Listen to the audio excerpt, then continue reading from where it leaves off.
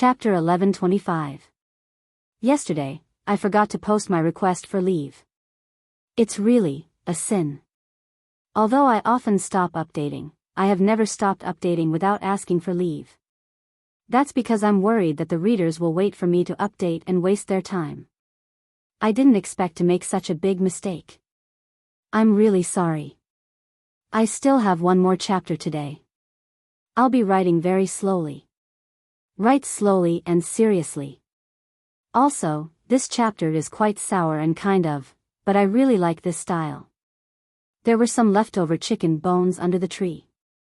Ning Kei looked at those chicken bones and was silent for a long time. The big black horse snorted uneasily and looked back at the wooden hut, feeling a little uneasy. Ning Kei suddenly turned around and led it back to the wooden hut. He pushed the door open and entered. The hut was still dark without a trace of light. It was empty and there was no one. Ning Kei let go of the reins and walked to the window, looking at the snow sea. The oil lamp on the table was lit. Sang Sang looked at him quietly. He still couldn't see her, but he knew she was here. So he began to speak. Long Qing is dead.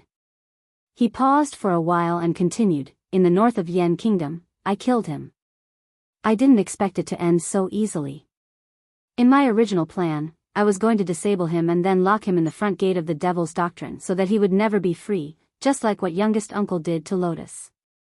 But after thinking about it, it didn't make sense. He didn't really offend me, except that his attitude towards you was a little bad and he tried to threaten me with you. But none of that happened. Lotus killed Xiao Xiao. He didn't hurt you. My reaction was a little too intense. Ning Kei turned around and looked at the dark room. He said, ever since I found you beside that barkless mulberry tree, the most intense emotions in my life have been because of you. At first, I wanted to kill my grandpa. Then, I came to Longqing. Now that I think about it, when I first entered the city of Wei, I fought several times for you. Sang Sang was very close to him. If there was no barrier, they could hear each other's breathing. Listening to his words, her expression was still cold, but her eyelashes fell slowly. She seemed a little tired. I went to the Lank Temple and carved a lot of stone statues, your statue. Ning Kei took out the stone statue from his arms and put it on the table in front of the window. He said, I don't know if you still remember what you said in the temple when you were sick. But I still remember it. Sang Sang looked at the table and at herself, who was sleeping on her side, with a curious look in her eyes. Of course, I went to the city of Wei first. I always thought that it was more important to you and you might stay there. Unfortunately, I couldn't find you. Well, I killed a lot of people there. Ning Kei suddenly stopped. After a long silence, he said, I don't want to talk anymore. It's meaningless to cry and stab myself to force you to come out. Anyway, I'm here. He looked at the empty darkness in front of him and said, come out. There was no need to be emotional, no need to reminisce, just a calm request, just like in the past many years.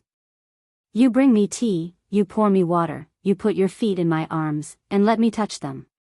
In the quiet wooden house, there was an almost inaudible sound, as if the thinnest paper was cut by the sharpest knife, or the most brittle glass fell from the sky to the ground, breaking and then opening. The dim light gradually filled the whole room, from a trace to tens of thousands, and finally illuminated the whole wooden house, the stone statue lying on the table, Ning Kei's face, and her figure.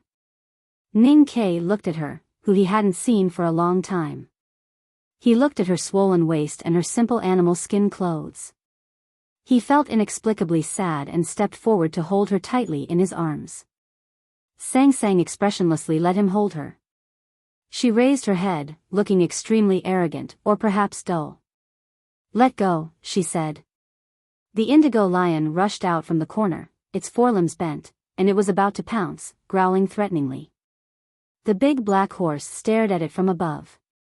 Its eyes were violent, and its meaning was clear. The indigo lion quickly stopped growling and became well-behaved.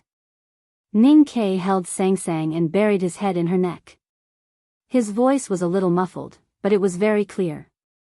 The muffled tone meant that it was clear, and the meaning was unquestionable. No. Sang Sang said coldly, let go. Ning Ke said, no. Let go. Let go. Let go. No. I said I won't let go, and I won't let go. The big black horse and the indigo lion looked at each other and sensibly walked to the corner, pretending that they didn't see or hear anything.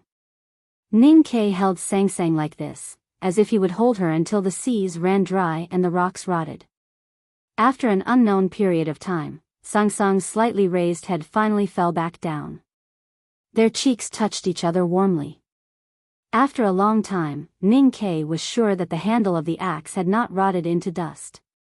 He finally let go of his hands, grabbed her right hand, and led her to the bed to sit down. They sat side by side on the bed, not to share the fruits equally, but if Sang Sang put on the cape, it would look like the night of their wedding. It was here that they had consummated their marriage. Come home with me, Ning Ke said to her. Sang Sang did not answer him, nor did she pull her hand out of his. She looked at the wind and snow outside the window, lost in thought. Ning Ke knew that she was not lost in thought, because she was a god, and she was still here. Come home with me, he repeated. Sang Sang looked at him and asked expressionlessly, which home? Your first home. This time it was Ning Ke's turn to be silent. Sang Sang said, the headmaster wanted to break my world because of his irresponsible desire for freedom. You are so persistent in breaking my world because you want to go back to that home? In fact, I have always wanted to know, when were you sure that you could go back to your hometown after breaking my world? Ning Ke held her hand tightly, thought for a while and said, in fact, I have guessed this a long time ago, because there are also stars here, and the headmaster finally became the moon. Sang Sang slightly raised her eyebrows and asked, what does this mean? He became the moon because you told him about the moon on the sea that year, and he thought the moon was beautiful. That's all. There is wind and snow. Ning Ke pointed out of the window and said, and the sky full of stars. These are all very unnecessary things. If your world is a closed and self-contained system, you don't need the 4 seasons. But you have all these long ago. Your world is very similar to the one I came from. He withdrew his gaze from the window and looked at her. There is only one explanation. This world is still in the world that I am familiar with, and it is interconnected, or at least observable, because only by observing can one imitate and be so similar. Sang Sang said indifferently, you can observe, so I know what your world is like. Ning Ke said, it is a vast and free world. Sang Sang said, it is a cold and dead world. The passionate sun spread life, and the boundless universe was waiting to be explored, so it was a vast and free world. But most of the space was filled with absolute coldness and silence, so it was also a cold and dead world. Ning Ke and Sang Sang were not wrong, because they had different standpoints. Ning Ke was silent for a long time, and then said, the fate of human beings should be decided by human beings. You don't have to continue to bear this responsibility, it is too tiring. Sang Sang said, I once told you that I love the world, and only the people who love me. The ancestors of the world chose me, so I have to continue to bear this responsibility. This discussion is meaningless. Ning Ke forcefully stopped the conversation, grabbed her shoulders, and said, you are my wife, and you are pregnant with our child. You should go home with me. Sang Sang looked at him quietly for a long time, and then said, do you want me to die so badly? Ning Ke said, that day when you sailed to the divine kingdom on the other side of the sea, I tried to do something, but in the end, I did nothing. You should be very clear about my attitude. Sang Sang said, but I also warned you that I am the aggregation of the rules of this world. If you want to destroy this world, I can no longer continue to exist. Ning Ke said, I used to be very worried, but not now, because there is Haotian in the divine kingdom, and you have become a person now. You will be fine. Chapter 11:26. Sang Sang was still calm and proud, as indifferent as when she was on the Peach Mountain or in the mortal world. She did not show any extra emotions. In fact, she was very uneasy because she knew what the Abbey Dean wanted to do. Her relationship with Taoism was very complicated. She was the deity worshipped by Taoism and also the gatekeeper chosen by Taoism for human beings. When Taoism decided to destroy her, it meant that the human world would abandon her. She was getting weaker and could be killed now. So for the first time, she felt the reality and sadness of life. She began to feel fear and uneasiness, which eventually turned into sadness. So she shed tears expressionlessly. Fortunately, the night was very dark, and there was a dim lamp lit up because it was the only one. Just like the human world was already dark for her, there was still Ning Ke, the only exception. He was the only one she trusted, because he was her man. Because she had poured tea for him many times, spent a long time with him, and experienced countless life and death situations together. They were already inseparable. Sang Sang closed her eyes and leaned on his chest. She looked a little tired, but the indifference between her brows had been replaced by peace. Since the day she could not return to the Divine Kingdom, this was the only time she could truly feel at ease. Ning Ke hugged her from behind and said, "We will go back tomorrow. When we arrive in Chang'an, no one can hurt you. Don't forget that you are Haotian. You used to be so fierce to me, but why are you so timid now?" Sang Sang did not answer his question about going back to Chang'an. She said, "I am not as powerful as I used to be, so I have to be careful. As for you, you have been so disrespectful to me, but I did not punish you. You should be grateful." Hearing this, Ning Ke reached his hand down from her hair into her chest and held there. He said, "You are my wife. Even if you treat each other with respect, it should be on the banquet table. We are on the Kong bed." Sang Sang suddenly opened her eyes. A trace of anger flashed in the depths of her eyes, which were as bright as stars. Then she became a little confused. If she wanted to become a human, it seemed that there was nothing wrong with his behavior. Feeling that the hand in her chest was getting hotter and hotter, she frowned. It was obvious that she was not used to it, but she did not know how to deal with it. This kind of intimacy was common in her human memory. From her childhood to Chang'an, especially in that chessboard, she did not know how many times, but she still found it hard to accept. She was considering whether she should continue to remain silent and pretend that she didn't know, or wave her hand to disperse her world and blast him into the depths of the sea of snow to wake him up. For some reason, she chose to remain silent. In order to dispel the discomfort and embarrassment in the depths of Tian Xian's heart, she chose to discuss a relatively cold topic with him. "Chen Mao wants to kill me," she said expressionlessly. As she wished, after hearing this, Ning Ke's hand was still in her arms, but at least he stopped moving. After a while, his voice came from behind her ear. "Are you sure? I know everyone's past, so I know their future. In a closed world, as long as you know all the prerequisites, grasp all the rules, and have absolute computing ability, you can calculate all the results." "I understand that." She knew that this was the language used in Ning Ke's world. After hearing it for so many years, she was used to it and did not want to ask. She repeated, "So, Chen Mao wants to kill me." This was a typical reason of Haotian, or a miracle. The Ming hand scroll of the tomes of Arcane was the specific manifestation of this miracle, and it was her declaration to the entire human world. After a moment of silence, Ning Ke said, "Senior brothers and sisters and I have vaguely guessed it, but we can't be sure, because we don't know what he wants to do." Sang Sang did not say it, but it was obvious that she was fully prepared for this. "In fact, I have always been wondering. If you can calculate the future, just like what is written in the Ming hand scroll, you know that the headmaster will turn into the moon, that the Buddha will hide in the mountains, and that the Abbey Dean will find another way. Then why did you come to the human world? You did not completely defeat the headmaster, but you became weaker and more dangerous." Ning Ke held her in his arms and asked in a low voice. Sang Sang said, "I can't calculate my own future. The future I saw in the past is too vague, and I can't be sure, because there are variables." "What is a variable?" A person like your headmaster who can go beyond the rules is a variable. It sounds very powerful. You are also a variable? Why?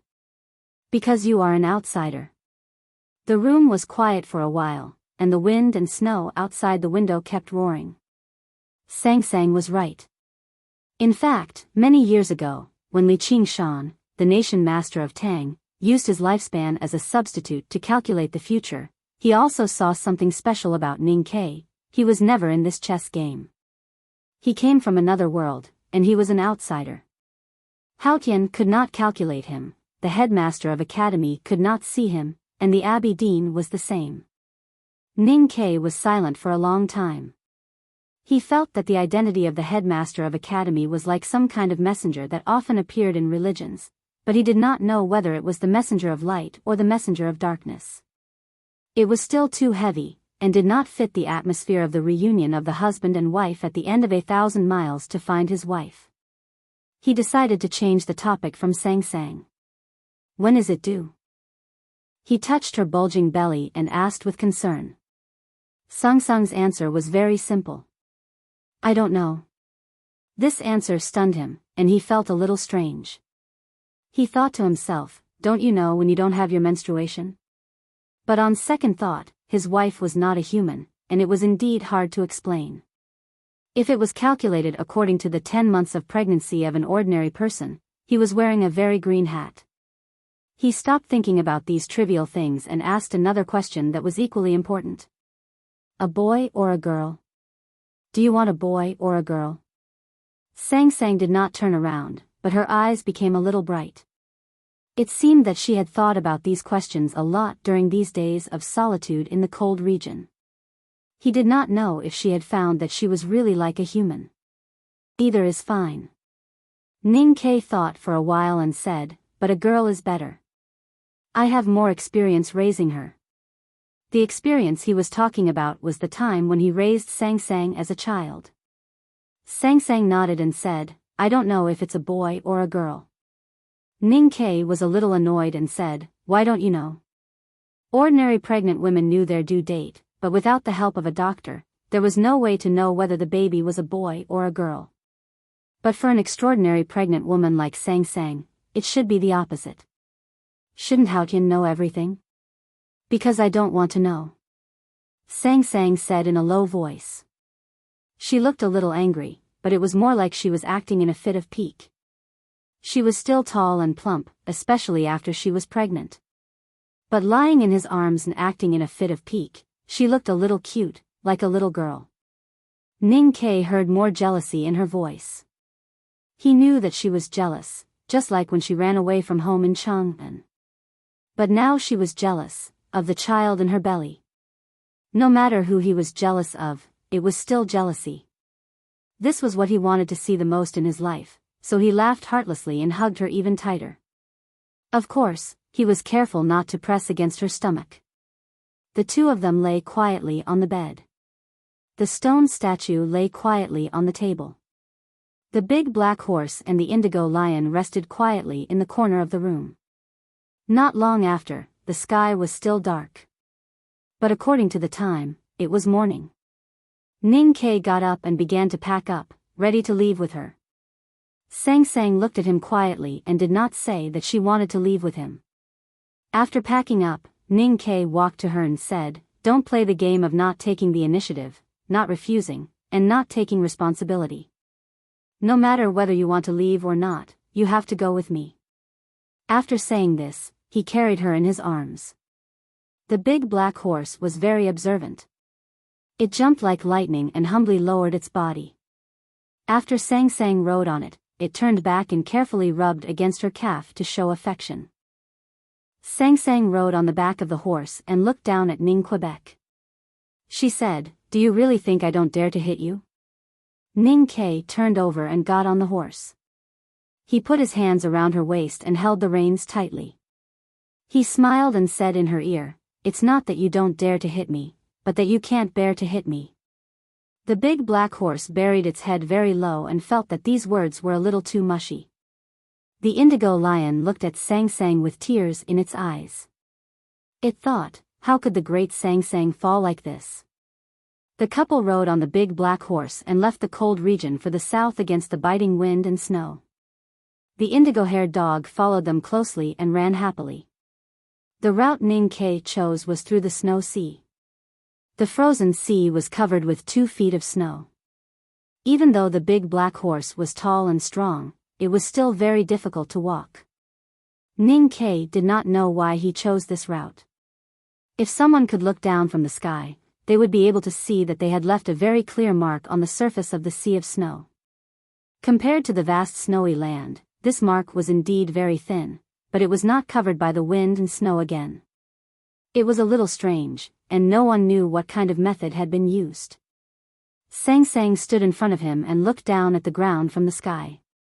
She looked at the mark on the snow sea that could not be covered by the wind and snow and remained silent. Ning Ke knew that she understood something and said, "I'm just making some preparations." Suddenly, a bubble appeared in front of Sang Sang. Its surface was very smooth and transparent like colored glass. The bubble was very thin, as if it would burst at any time. However, the strange thing was that the bubble did not burst even though it trembled in the howling wind and snow. There were 2 extremely thin cracks on the bubble, as if it would burst at any moment. The 2 cracks were like 2 strokes, 1 stroke and 1 stroke. The cracks were very thin and shallow. If the wall of the bubble was only 1,000th of the thickness of a hair, then the crack was only 1,000th of the thickness of the wall. It was impossible for ordinary people to see it. Ning Ke was not an ordinary person. He could see it, so his expression became very serious. He felt that if the bubble burst, the world would be destroyed. Sang Sang asked, "Can you write that character now?" Ning Ke said, "No."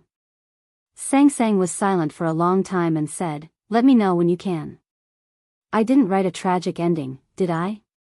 Because, according to science. Chapter 11:27. The group members testified that they had been thinking hard and struggling. But if they couldn't get the best, they would stop for a day. After all, it was the most important moment. No matter how cautious they were, it made sense.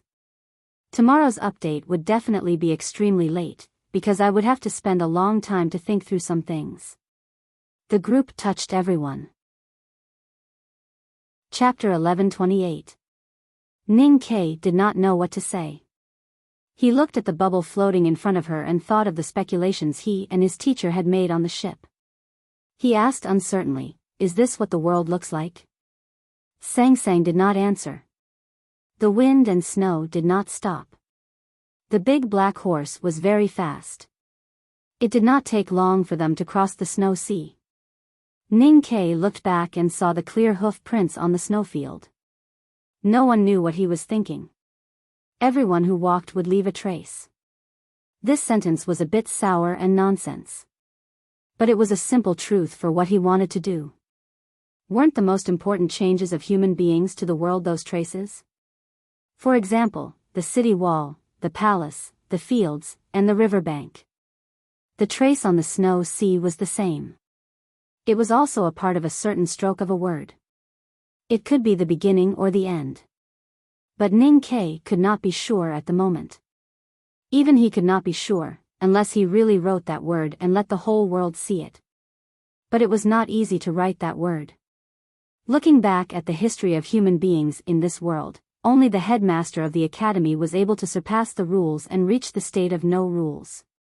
But he had to make some preparations, even if it would take him thousands of years. Before he was sure of the Abbey Dean's real purpose, this was probably the only thing he could do now. Now it seemed that the Abbey Dean asked Long Qing to burn Yi Su to death to help him become a sage, split Taoism, and secretly help the new stream. All of these pointed to weakening Sang Sang. It was obvious that he wanted to harm Sang Sang.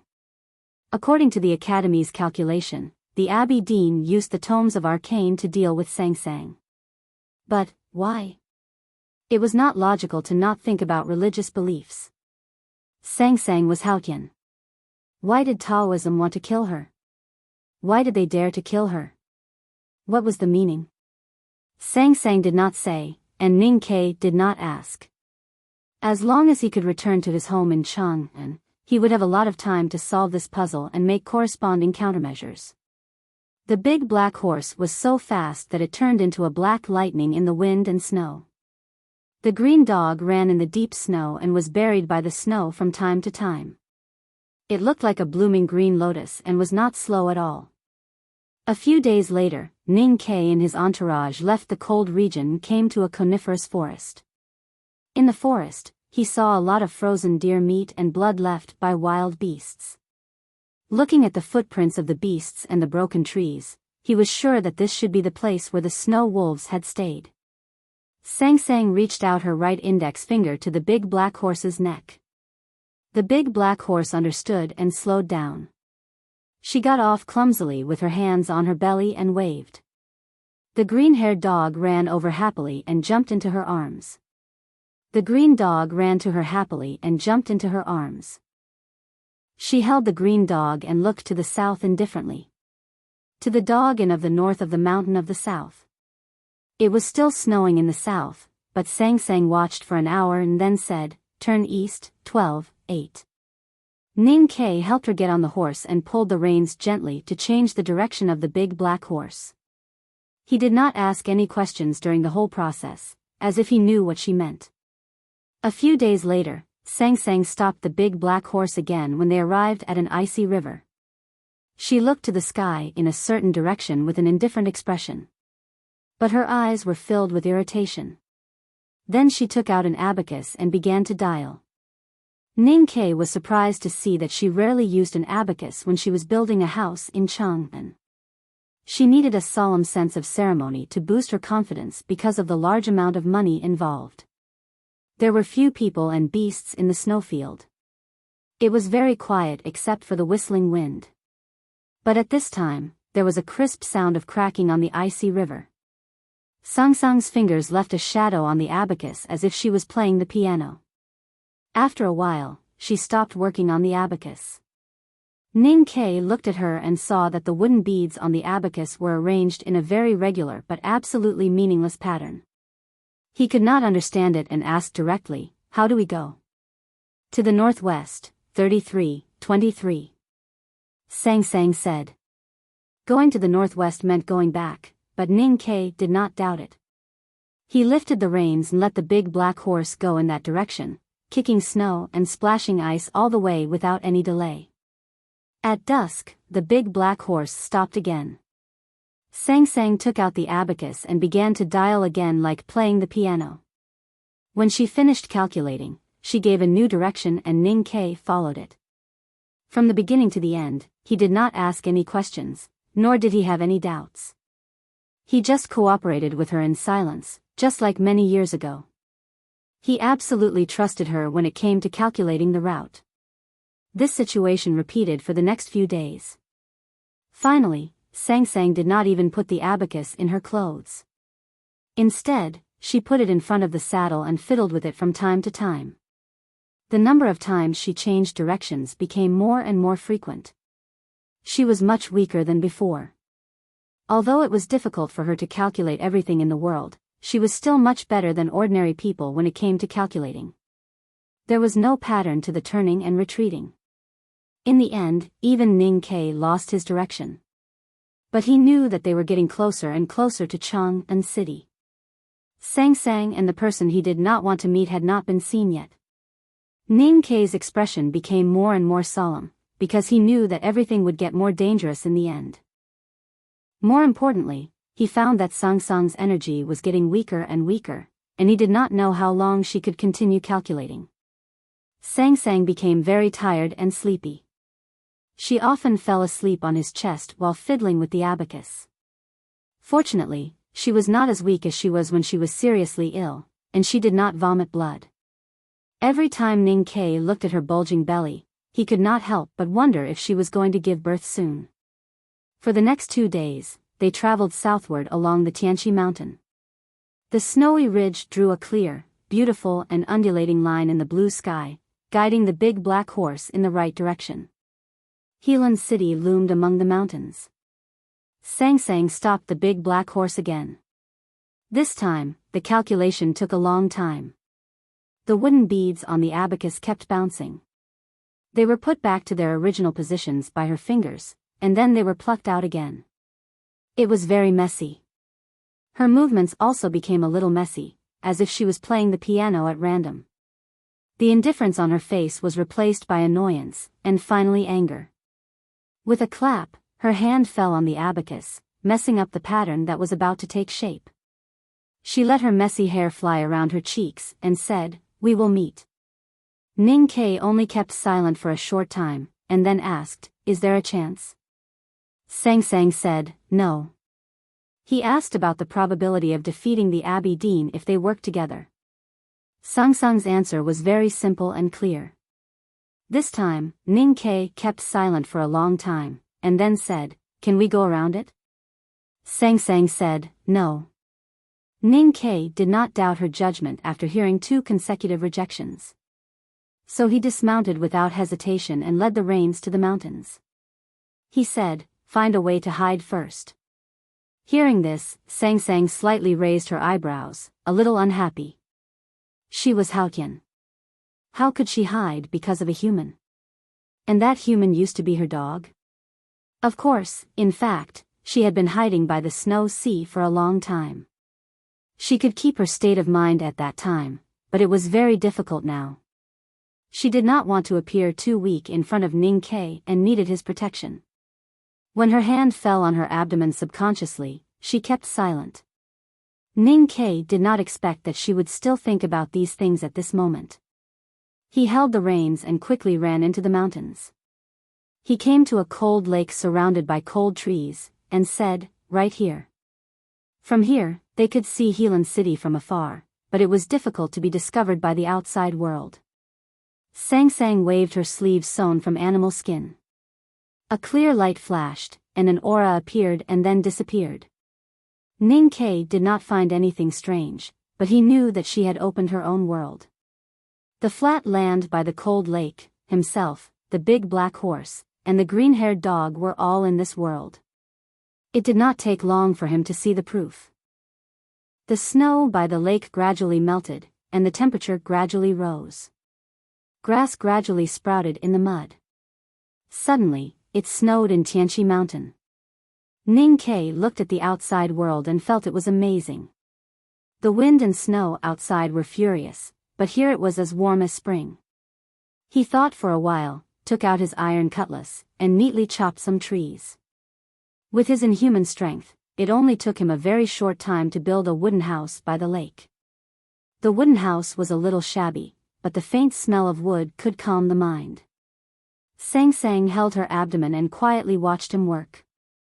Hide in the small building and become one? She looked at the shabby wooden house and said expressionlessly, "You know, it is impossible to hide forever. Steal half a day of leisure in a fleeting life." Ning Ke said, "Hide as long as you can. Well, don't recite poems anymore. I taught you these poems when you were young. What's more, you need to rest now." He helped her into the wooden house and let her lean on the soft bedding. He lowered his head against her bulging abdomen, trying to listen to the movement inside. But there was movement outside the wooden house. The Taoist in indigo appeared opposite the cold lake. His face was frosty, and his clothes were snowy. No one knew how long he had been searching in the world and how many places. He looked at the other side of the cold lake quietly. He obviously saw nothing, but he did not leave. Ning Ke raised his head and glanced at him. Then he lowered his head and continued to lean against Sang Sang's abdomen. He ignored what was happening outside and looked extremely focused. Sang Sang ignored him and looked at the other side of the cold lake. She suddenly said, "I really want to kill him." Ning Ke was happy to hear the movement of the fetus. He replied, "You can't kill him now, so don't even think about it." Sang Sang said indifferently, "I can't kill him, so I want to kill him." Ning Ke was startled and thought it was indeed true. If it were in the past, she could kill whoever she wanted. Why would she need to think about it? He sat up and held her in his arms. He looked at the Abbey Dean across the cold lake quietly, as if he was looking at a fake world in a mirror, or a play or a painting. It seemed absurd, interesting, and peaceful. In fact, the world he and Sang Sang were in now was fake. And this world could not be maintained forever. It would eventually break. The moment when Sang Sang could not maintain this world. It was probably the moment when they left this world.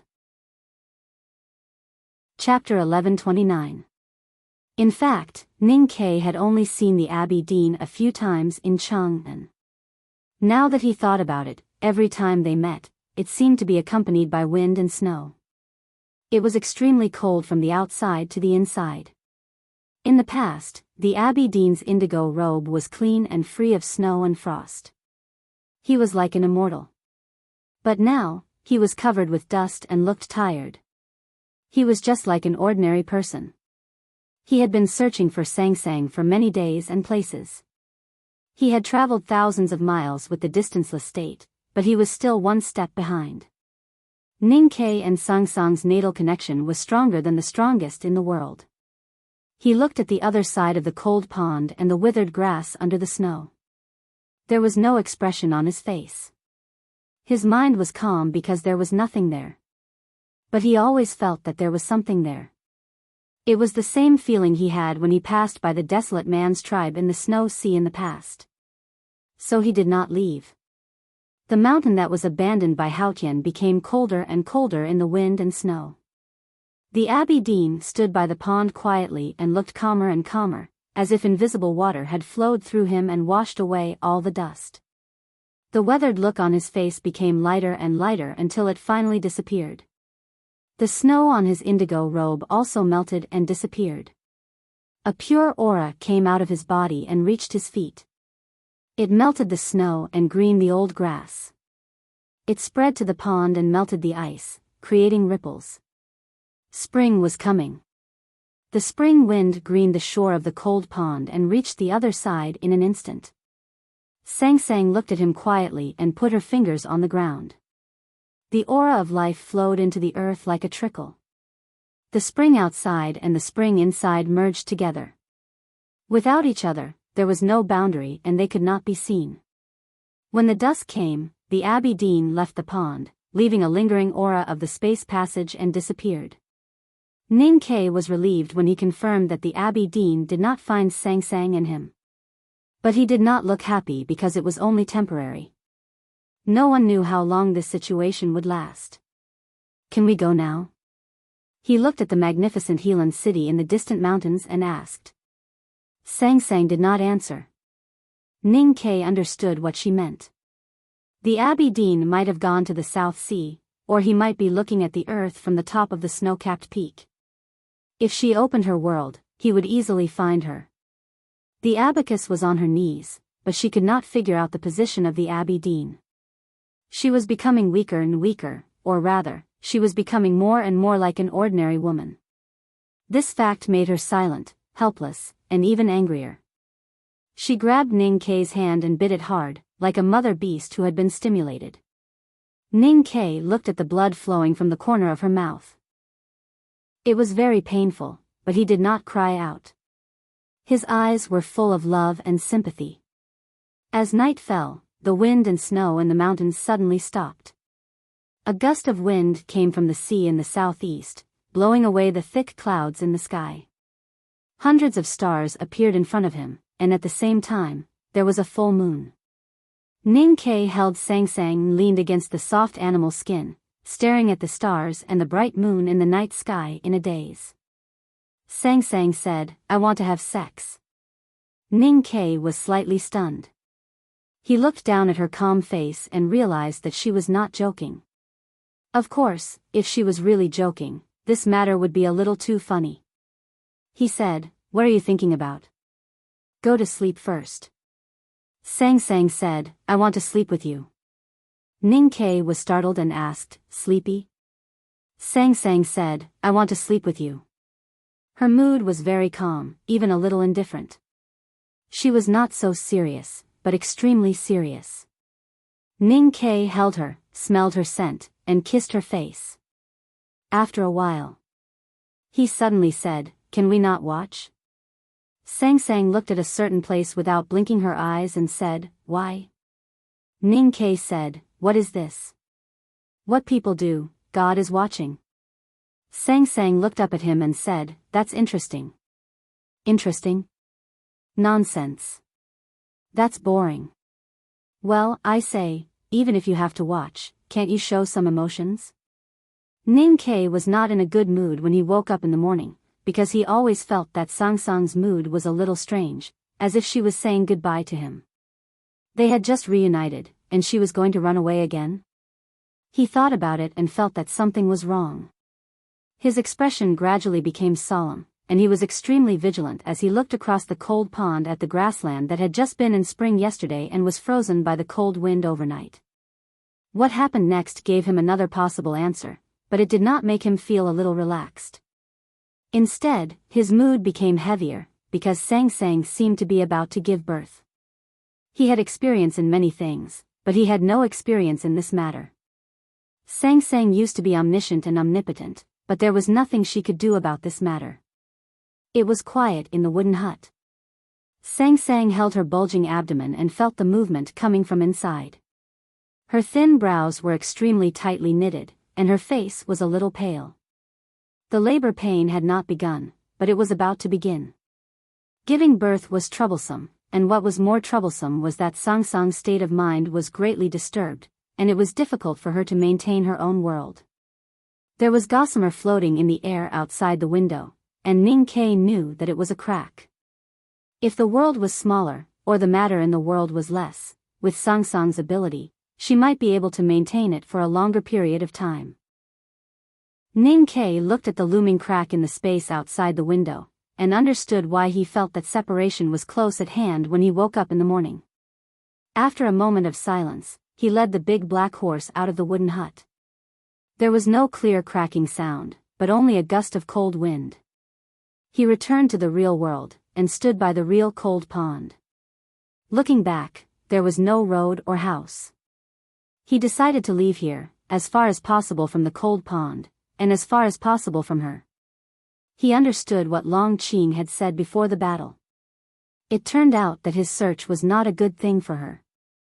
However, just as he was about to leave, someone came. That person returned to the pond. Where is she?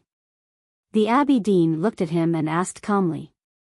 He was neither anxious nor angry, as if everything was under his control, like the water grass in the water, the shadow of the pond in the middle of the pond, and the will of heaven in his chest. Ning Ke did not answer his question. He took out his iron cutlass and chopped across the cold pond. He chopped thousands of times. The blade broke through the air and turned into countless shadows. Each shadow was a stroke, and 2 strokes were a character. His iron cutlass instantly wrote thousands of characters by the cold pond. Thousands of characters. His face was as pale as paper, and the psyche power in his sense of perception was emptied. Countless fierce talisman intents covered the cold pond. Under the Abbey Dean's feet, a few green grass that was stretching its wastes were silently broken into countless pieces. The cold tree by the pond was silently broken into countless pieces. The world by the cold pond was a painting. Ning Ke cut the painting into countless pieces. The Abbey Dean was a man in the painting. How could he be at ease? This chapter is mainly about heaven is watching.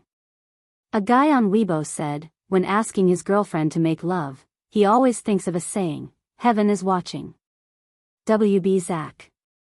When I saw it, I thought of Ning Ke and Sang Sang doing it. What was that?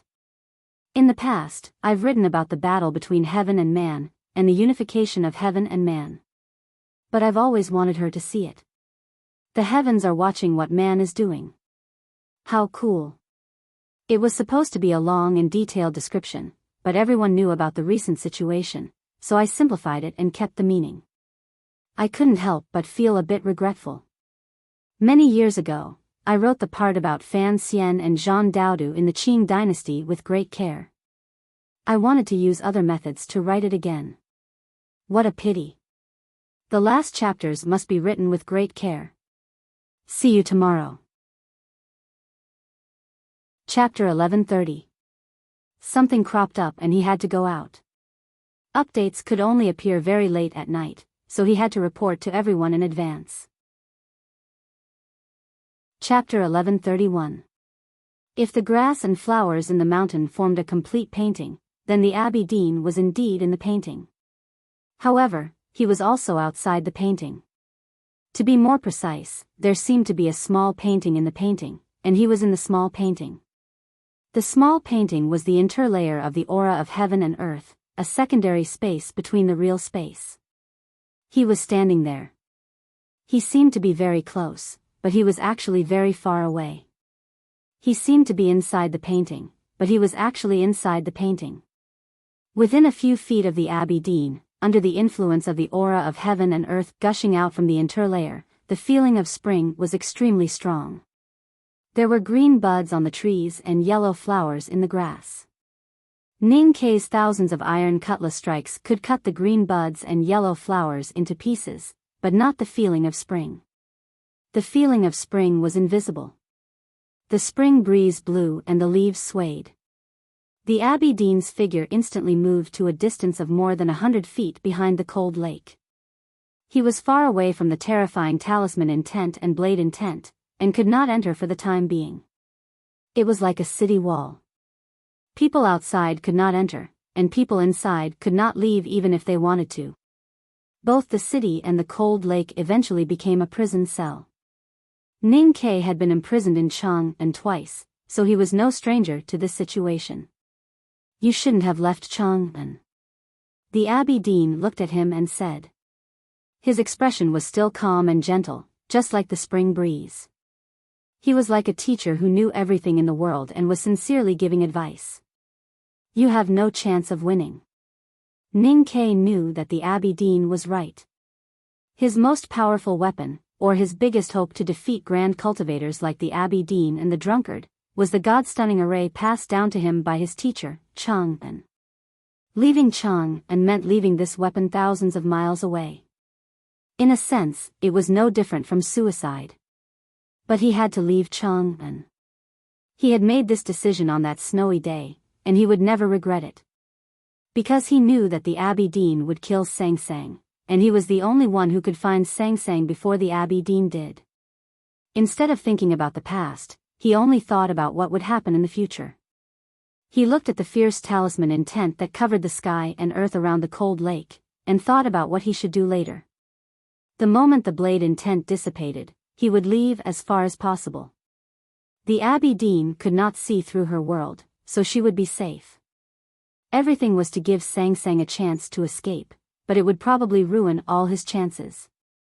He looked at the big black horse, thinking that it would die with him, and felt a little guilty. The big black horse did not look at him. He did not want to see his apologetic eyes. He did not play cute, silly, or naive. He just stared at the Abbey Dean on the other side of the cold pond. His eyes were extremely sharp, like a warrior before a battle. Ning Kei was touched. He stroked the mane on its neck and smiled. Suddenly, his smile disappeared and his expression changed. He heard a crisp sound coming from behind him. A brand new wooden house appeared beside the cold pond. Sang Sang slowly walked out of the house with her hands on her waist. She had returned to the human world, she had dispersed her own world. Why did you come out?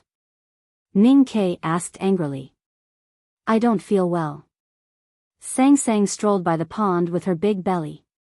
She didn't even look at the Abbey Dean on the other side of the pond and said expressionlessly, It's your fault. Where do you feel uncomfortable? What does it have to do with me again? It's all your fault. Of course it's your problem. Ning Kei was speechless. Wasn't it what she wanted? Of course, there was nothing to argue about at this moment. As for the reason why she came out, how could he not know? He was not going to ask further because the answer was a little mushy. Sang Sang said, I don't want you to leave. I want to be with you. I'm used to being with you. Being used to it was really a beautiful thing. Holding her hand, Ning Kei sat down on an old tree stump by the pool. Looking at her tired eyes, which shone with a certain luster of life, he felt unprecedentedly satisfied. Hearing her words, the outcome of the match and many other things were no longer that important. After Sang Sang came to the pond, the Abbey Dean was silent for a long time. Then he bowed to her from a distance. He was still polite and even a little pious, as if he was still her follower. Ning Kei sat under the tree stump and meditated, hoping to recover the psyche power that had been consumed by thousands of talismans as soon as possible. Looking at the Abbey Dean's behavior, he frowned slightly and was even more confused. Why? Why did the Abbey Dean want to kill Sang Sang? Helping Yi Su become a sage, starting a prairie fire of the new stream, splitting Taoism, destroying the foundation of Haotian's faith, weakening her and paying such a painful price just to kill her? Where was the reason? Where was the justice? This was the question of the Academy and the whole world. Taoism and the Academy are the same.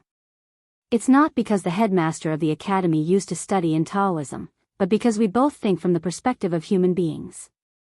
The Abbey Dean stood by the pond and there was a green leaf between his fingers. It looked like a tiny flute. Even though we are the same, our final destination is different. The headmaster of the Academy wants to break the sky, but I don't. Ning Kei did not express his opinion on this question because he had tried it before and knew that it was almost impossible to change one's outlook on life. What do you want to do? This was his biggest concern. The Abbey Dean looked at Sang Sang by the pond quietly for a long time. Then he showed an inexplicable smile and said slowly, I want to change the sky. He dared to change the sky. What was the sky? It was not the sky. It was Haotian, the only and supreme god worshipped by human beings. It was the guardian and dominator of the world and the faith of Taoism. The Abbey Dean wanted to change the sky. He wanted to change Haotian. Sang Sang looked at him quietly and asked, why? This was Haotian's problem.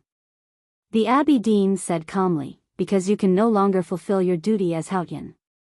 Sang Sang raised her eyebrows slightly and said emotionlessly, stupid. According to the doctrine of the West Hill, it was more than stupid for mortals or believers to judge Haotian. It was the most unforgivable blasphemy. However, the Abbey Dean did not accept this. You have already lost. The Abbey Dean looked at her quietly. His eyes were soft and even slightly pitiful. Many years ago, you wanted to set the trap for the headmaster of the Academy. You woke up from the divine kingdom and projected your consciousness into the human world. From that moment on, you have lost.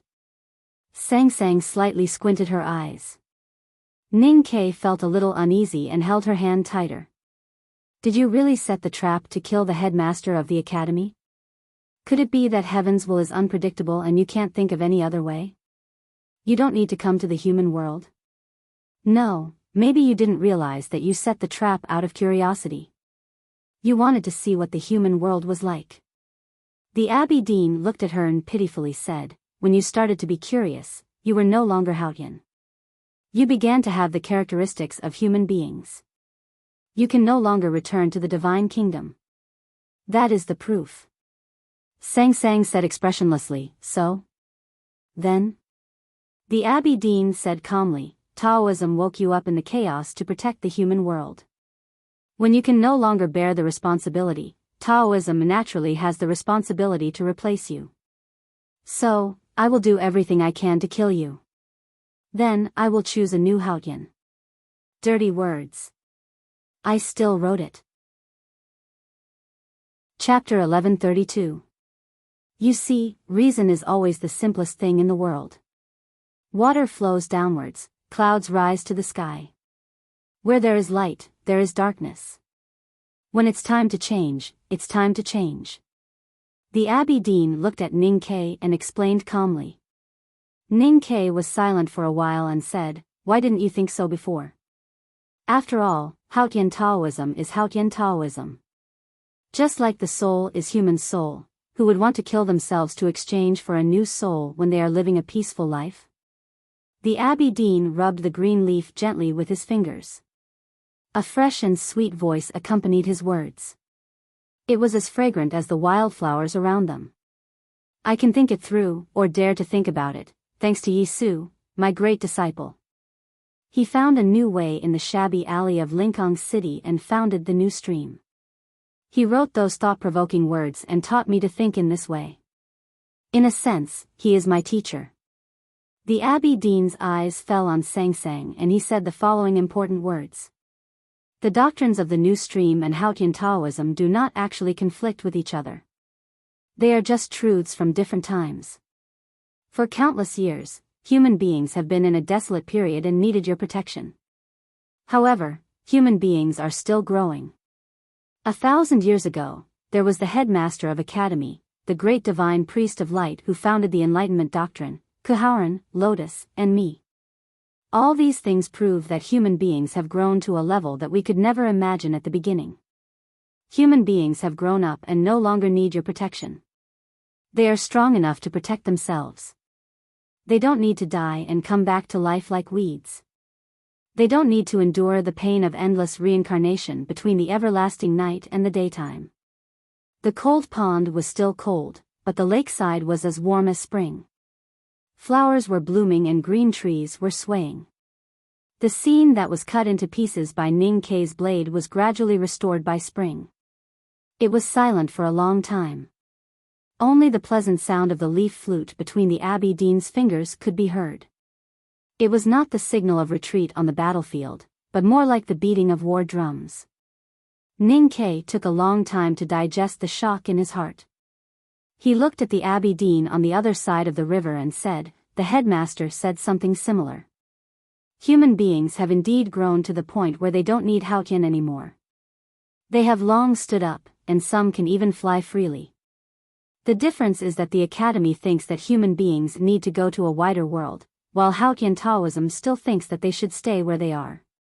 The Abbey Dean said, as I said many years ago, this is a difference of ideas that cannot be solved. I think eternity comes from the beauty of calmness and solemnity, but the headmaster and his disciples always think that change is eternity. Ning Kei said, changes are the norm. Unchanging is an anomaly that happens occasionally.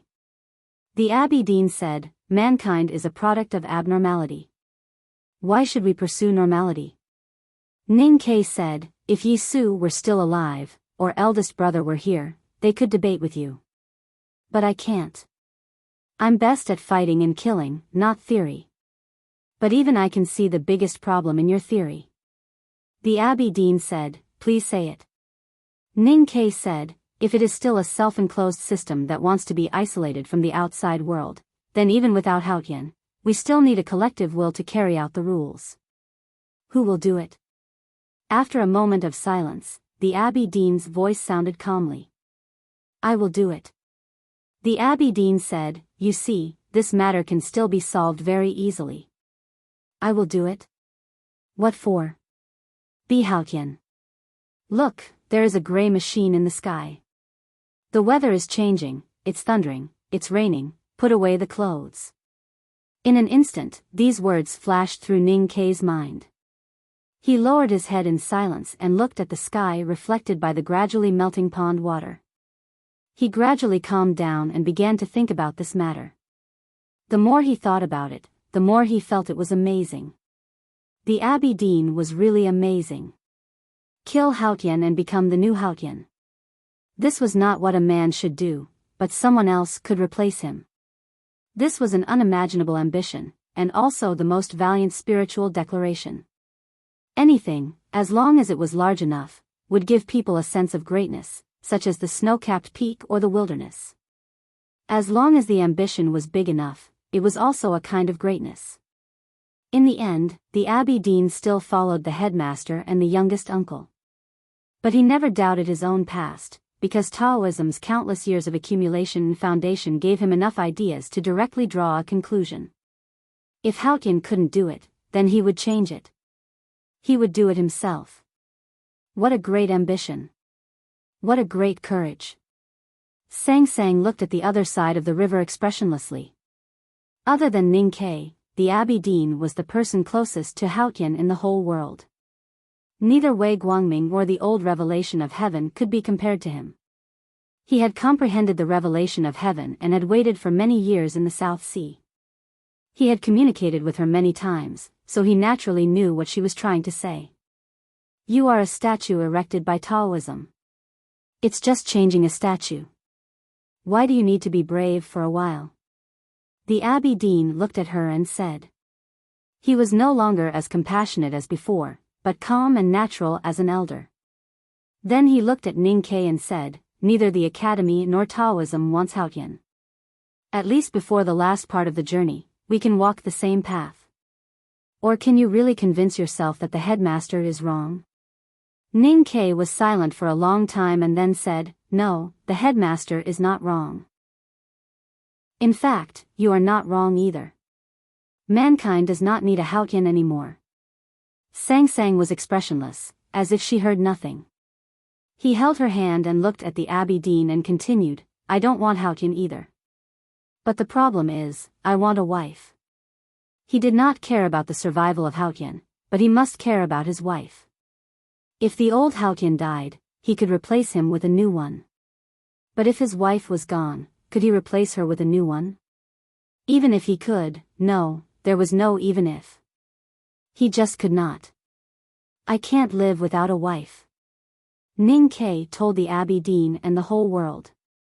The Abbey Dean felt a little regretful, but he was not affected. He had been looking for Haotian for many days. His Taoist heart was already as firm as a rock, unshakable even in the storm and raging river. It was as unstoppable as the wildflowers blooming all over the mountain. The headmaster will be very disappointed in you. Now that I think about it, he should have been disappointed in you by the Sisui River. No matter whether it is to break or change the sky, it is ultimately a matter for mankind and can only be decided by us. But you are on her side. Do you really think of yourself as a human being? The Abbey Dean moved his fingers, and the green leaf floated down to the front of his shoes. It was cut into pieces by the remaining blade style. Ning Ke's expression changed slightly. He remembered clearly what the headmaster said before he left the Sisui River. At that time, he could solve the problem of Haotian. He could still solve it now. It is a matter of three views. He looked at the Abbey Dean and said, our views on life and the world are different. The biggest difference is our views on love. I will not let her die. Even if the headmaster wants me to kill her, I won't, let alone you. I really care about what will happen to the world, but I care more about what will happen to her. The Abbey Dean said, your love for the world is great love, and your love for her is small love. Ning Ke was silent for a while and said, but, it is all love, isn't it? He said no more, took down the iron bow, took out the iron arrows, and began to prepare in silence.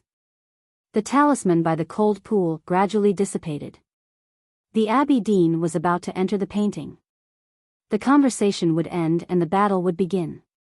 The talisman that filled the world around the cold pool was gradually assimilated by heaven and earth.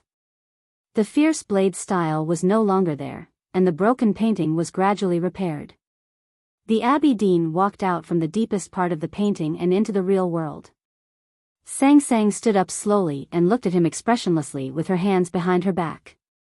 The Abbey Dean sighed and said, look, how beautiful it would be if it could remain calm and unchanging. Countless flowers bloomed in the mountains, countless green vines grew, and countless green trees swayed. In an instant, the atmosphere of spring was so dense that it was hard to breathe. Ning Ke felt like he was bathing in the spring breeze, but he also felt like he was drowning. Sang Sang still held her hands behind her back and looked indifferent. But her eyes were slightly narrowed. The infinite sea of flowers was boundless spring. Every flower and every wisp of spring was the most powerful killing intent. Ning Ke raised the iron bow and pointed the cold and dark arrowhead at the Abbey Dean on the other side. The Abbey Dean looked at him calmly and held his hands behind his back just like Sang Sang. He was not vigilant at all, because he was just at the threshold and could turn around and leave at any time. No matter how powerful the primordial 13 arrows were, they could not hit him. Those doors were the gaps in the interlayer of the chi of heaven and earth. They were the blooming flowers in the mountains. Every flower was a gap and a door. It was impossible to determine which door the Abbey Dean would enter from. Ning Ke looked at the other side and felt the bowstring trembling slightly at the corner of his mouth. Beads of sweat dripped down, but he did not feel it. Sung Sung's hand fell on his shoulder. A warm or even hot power entered his body and instantly replenished the psyche power that he had used to write talismans. He was at his peak state. 19890-309. Sang Sang looked indifferent. She said 2 numbers, just like how she pointed the way in the wind and snow a few days ago, by the lake in winter a few years ago, and even earlier in Min Mountain. But her voice was no longer as childish as it was when she was young. And this time, the 2 numbers she said were longer and more complicated. Naturally, it meant that she was more precise. Ning Ke did not hesitate. To be more precise, he did not even think. Just like before, he pointed at a place on the other side of the lake and released the bowstring, as if it was an instinct. The iron arrow pierced through the air and flew away silently. Strangely enough, he was aiming at a falling tree, far away from the Abbey Dean's position. But the Abbey Dean's expression became extremely solemn. The Abbey Dean's figure disappeared between heaven and earth. He completely disappeared. This was the distanceless state. He entered the interlayer of the chi of heaven and earth. It was also quiet because he did not leave any trace, not even the wind. It was not until then that the buzzing sound of the iron arrow spread around the lake. A clear arrow path appeared in the sky above the cold pond. The condensed clouds slowly flowed. The iron arrow went somewhere. The big tree was still falling slowly, unaffected.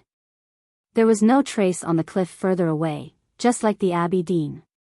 The arrow seemed to have shot into nothingness. The next moment, on a snow-capped peak more than 10 miles away, the Abbey Dean's figure appeared, floating in the air in front of the cliff. Chapter 1133. Sang Sang was not the same as before. With the rise of the new stream and the decline of Haotian Taoism, she became weaker and weaker after losing the power of faith from hundreds of millions of believers. Especially now, she had a child in her belly. She was no longer the omnipotent Haotian. She no longer possessed a powerful state that was beyond the reach of ordinary people. However, the arrow she helped Ning Ke shoot was stronger than the iron arrow Ning Ke shot at Qinghe Prefecture during the Right to Light. Why? Because during the Right to Light, Ning Ke used the natal connection between them to forcefully seize the hierarch Xiong Chumo's Tianqi and take all of her power into his arms. But this time, it was her own will. This was the real oneness of heaven and man. Who could defeat her? Ning Ke stood beside her and drew his bow again. He aimed at the other side of the lake and anywhere within hundreds of miles. As long as he heard her voice, he would release the bowstring. The wildflowers on the mountain were blown up by the wind. They floated to the sky and then fell down slowly. It looked like a fairy hiding in the clouds, waiting for Haotian to show her miracles in the human world. But Sang Sang's face was a bit pale. She frowned and squinted her willow-like eyes. She seemed a bit angry and unhappy. It had nothing to do with her failure to shoot the Abbey Dean to death. She was unhappy because of her physical condition. She could not bear to be so weak that she had to fight with humans like this. She could not even win. Yes, she had tried her best to help Ning Ke shoot the arrow. The heavens calculation was activated in an instant and consumed a lot of energy. Now she was trying to figure out the Abbey Dean's position again. She felt uncomfortable and her lower abdomen was aching. This was a battle of the highest level. Since the beginning of human history, only the headmaster of the academy entered the divine kingdom and the 100-day reign caused by Haotian was more powerful. So it only took a moment for the winner to be determined. Sang Sang did not figure out the Abbey Dean's position immediately. Ning Ke could not release the bowstring immediately. The Abbey Dean did not miss the opportunity. He returned to the side of the lake as the mountain wind blew. The lake was cold and full of spring. He stood in the spring and looked at Ning Ke and Sang Sang without any expression. His eyes were firm and calm, even a bit proud. He returned to the side of the lake. He was not alone, for he brought a mountain with him. Stretching for thousands of miles, the Min Mountain divided the northern continent into two. The Min Mountain in the north of Helan City was often called the Tianqi Mountain. Because this was the territory of the Devil's Doctrine, it was the mountain range abandoned by Haotian. The Abbey Dean was the master of Haotian Taoism. The entire Tianqi Mountains broke through the blue sky and crushed above the cold lake. Under the huge mountain, the big black umbrella looked like an inconspicuous black spot. Loud rumbling sounds resounded continuously. Countless smoke and dust sprayed into the sky and the wilderness. Countless gravel, like thousands of arrows, cut countless traces in the sky. The whole world began to shake. The ground shook violently. The pine trees in the distant mountains were shaken into the air. The blue ice lakes under the snow-capped peaks were also shaken into the sky. It was a magical scene. Like countless dark blue pearls, they left the ground and fell into the sky. The earthquake spread far away. Not to mention Qingjing of the Yan Kingdom, even the crabs on the weird-shaped breakwater rocks in the famous embankment of the Song Kingdom felt the terrible shaking in the far north and jumped back into the sea in panic. Helan City was only a dozen or so miles away from here, so it was affected even more directly and violently. Countless cracks appeared on the two cliffs, and rocks fell and collapsed everywhere like a waterfall. The sound was very soul-stirring.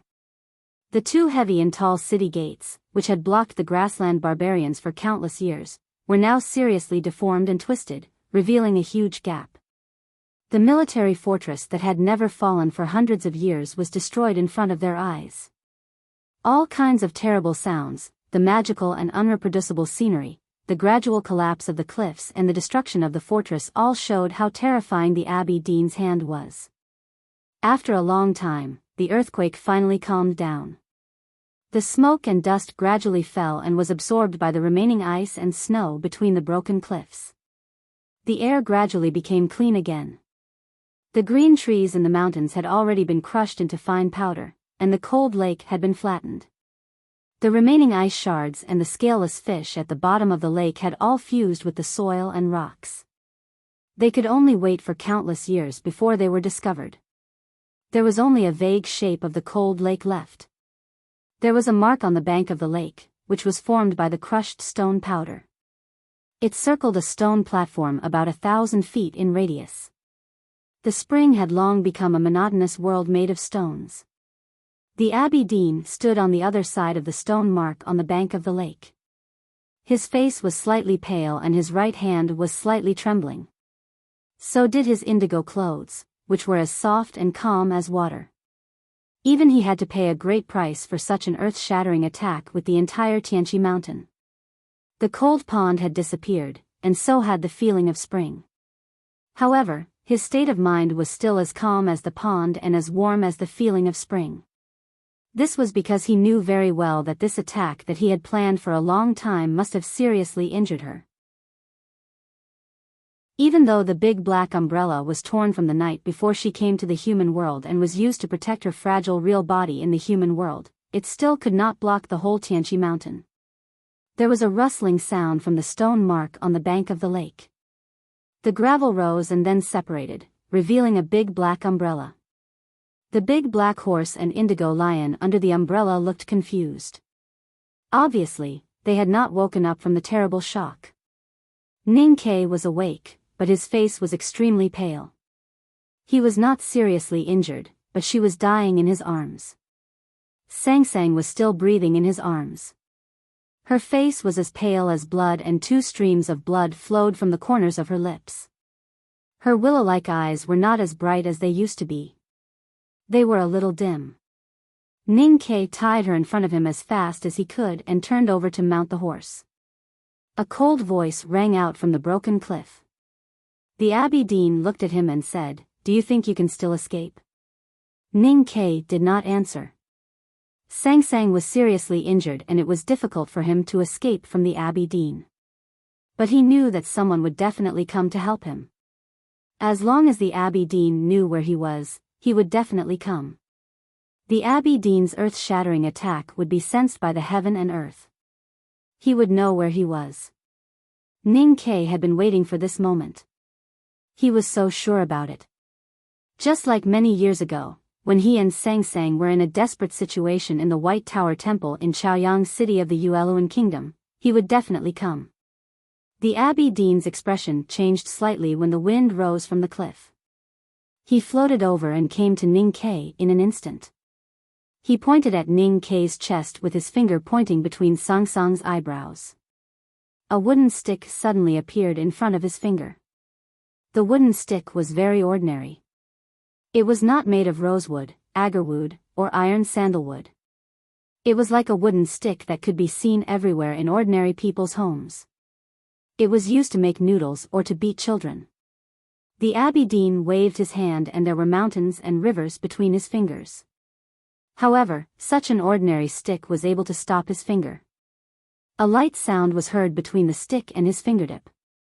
A clear ripple of the aura of heaven and earth spread around. The cliffs it touched were broken again and the hard rocks flew again. There was another strong wind in the remaining forest. The wooden stick was taken back. A scholar in a cotton-padded jacket appeared in front of the big black horse. The sparks on the edge of his jacket were still burning. It could be imagined how fast he came. His cotton-padded jacket was covered with dust. His shoes and hair were also covered with dust. It could be imagined how far he had walked. The Abbey Dean looked at him quietly and took a step forward. Chapter 1134.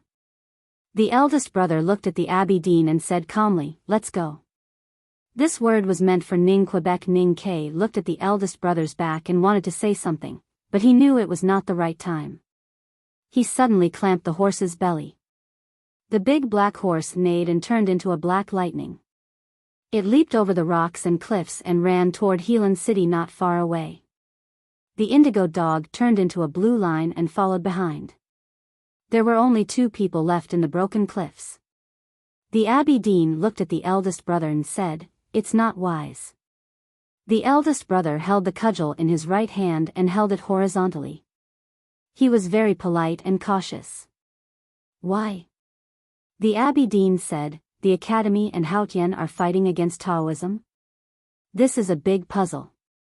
The eldest brother said, "Taoism can even betray Haotian. This year, anything can happen." The Abbey Dean said, "You can't stop me." As he said this, a fresh breath spread from the Abbey Dean's body to the surrounding. The broken cliffs, the rugged rocks, and the barren landscape were full of spring again. There were still many forests around the cliffs. There was no grass around the cold pond before. But as the fresh breath spread, countless grasses overturned the rocks above and stretched out in the wind. There were other branches among the grasses. Those branches were slightly moist and then they produced flower buds. They swayed in the wind and then spread into more than 10 petals. In an instant, the entire mountain was blooming with thousands of flowers. If the Abbey Dean wanted to kill Sang Sang, he would have to cross the stick in front of him. He had consumed too much of his psyche power to break the stick. It would take him a lot of time, so he decided to leave directly. Every flower was a door, and he could choose one at will. The eldest brother swung the cudgel directly. It was only one strike, but there were thousands of shadows. No matter how powerful the cudgel was, it would suddenly become insignificant when it was divided into countless parts. But it was enough. The shadows of the cudgel touched the petals. It was not hitting, but more like caressing. Those wildflowers were like mimosas, but also like bashful young girls. The cudgel was like the eldest brother's warm fingers. Gently touching the petals, gently caressing the side of her hair, the flower stopped, and the girl turned her head away. The Abbey Dean's expression froze. He was not surprised that the wooden stick could do such a thing. The key was that it could find the real flowers among the flowers all over the mountain. This meant that at least in terms of understanding the aura of the world, the other party had almost caught up to his level. The Abbey Dean looked at the eldest brother who was holding the cudgel up to his eyebrows and suddenly disappeared. Eldest senior brother also disappeared. The next moment, the Abbey Dean appeared among the cliffs, floating in the air with his indigo robe fluttering. Eldest brother also appeared on the cliff. He stood on the cliff rocks, his cotton-padded jacket swaying gently. The Abbey Dean appeared at the shore of the East Sea. The storm behind him was so fierce that it covered the scorching sun. Eldest brother also appeared on the shore of the East Sea. He stood on the stone embankment, his cotton-padded jacket swaying gently. The Abbey Dean appeared in the South Sea. Fishing boats dotted the blue sea and seagulls flew in the sky. Eldest brother also appeared in the South Sea. He stood on the reef, his cotton-padded jacket swaying gently. No matter where the Abbey Dean went, eldest brother would appear at the same time. He stood in front of the Abbey Dean with the cudgel in his hand at the same level as his eyebrows. The Abbey Dean could go to the ends of the world or the corners of the sea, but he could not get past him. Therefore, he could not get close to Heelan City. Finally, the Abbey Dean returned to the cold pond that no longer existed. Eldest brother also returned to the same place. It seemed that the two of them had never moved. The flowers in the mountains were still blooming. How long can you hold me back? The Abbey Dean looked at the black line that was approaching Heelan City between the cliffs in the distance and asked. Eldest brother said, when you were at your strongest, I could hold you back for 7 days. Now I am stronger than before. Even if you take out the 6 volumes of the arcane tomes, I can still hold you back for 7 days. The Abbey Dean withdrew his gaze from the distance and looked at him calmly. He said, Man, you are very confident now. Eldest brother said, I used to be confident too, but I never showed it. Now that I have to be your enemy, I have to be more confident so that I can win. The Abbey Dean asked, Do you think you are very strong? Eldest brother said, I am only the second strongest. The second strongest, in his words, was not referring to the second strongest in a small town or village school. He meant the second strongest in the world. He meant the second strongest in the world. A low-key, gentle and indifferent person like eldest brother would definitely be the second strongest in the world if he said he was the second strongest. The Abbey Dean said calmly, Unfortunately, I am still the first in the world. Yes, that was also an undeniable fact. Since the headmaster left the human world and entered the divine kingdom to fight against Haotian, the Abbey Dean had been the first in the world. Even though he was almost killed by Ning Ke and disabled by Sang Sang, he was still the first in the world. The battle between eldest brother and the Abbey Dean was the battle between the first and second strongest in the world. The problem was that since there was already a distinction between the first and second, the outcome seemed to be clear. 7 days. I only need to hold you back for 7 days, or even less. Eldest brother looked at the Abbey Dean and said calmly, As for the final outcome, I don't care. The Abbey Dean asked, Why? Eldest brother said, Youngest brother will return to Chang, and in 7 days. Ning Ke and Sang Sang would return to Chang, and no matter what would happen next, at least one thing could be deduced. With the help of the God-stunning array, the Abbey Dean would not be the first in the world. After a moment of silence, the Abbey Dean suddenly looked up to somewhere in the sky. That was the southeast. Then he said something. It was a very inexplicable sentence. If I become Haotian, you will never die in the divine kingdom. Deep in the sky, somewhere hidden by the clouds, in the mountains, or in a small town, somewhere that Haotian could not see, a clear whistle suddenly sounded. The clear whistle was long and bright, echoing in the sky of the human world. It seemed to be extremely joyful. Hearing the clear whistle from afar, eldest brother's expression changed slightly and became a bit solemn. The Abbey Dean looked at him and said calmly, Those who have achieved Taoism will have many helpers. How can you and the academy not be defeated? Eldest brother sighed and said, What does it have to do with Taoism? Many people heard the clear whistle. The Tang army in Heelan City had woken up from the terrible earthquake and were putting out fires everywhere. The scene was a bit chaotic, but the clear whistle made their movements a bit stiff.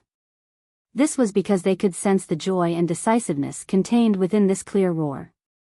When joy reached the extreme, it would become madness. Decisiveness. It was a decisiveness towards any life other than oneself. It was extreme selfishness.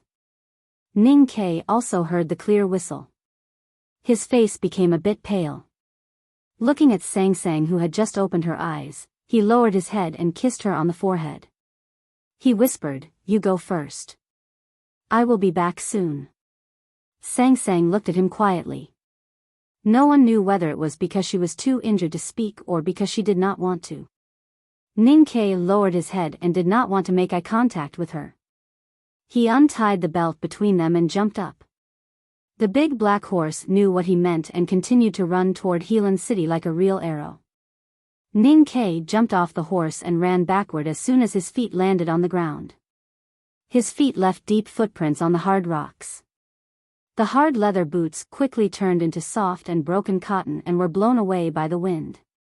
He was like a stone that was thrown by a catapult and was thrown toward the wilderness where he had been. The sound of his body rubbing against the air was heard.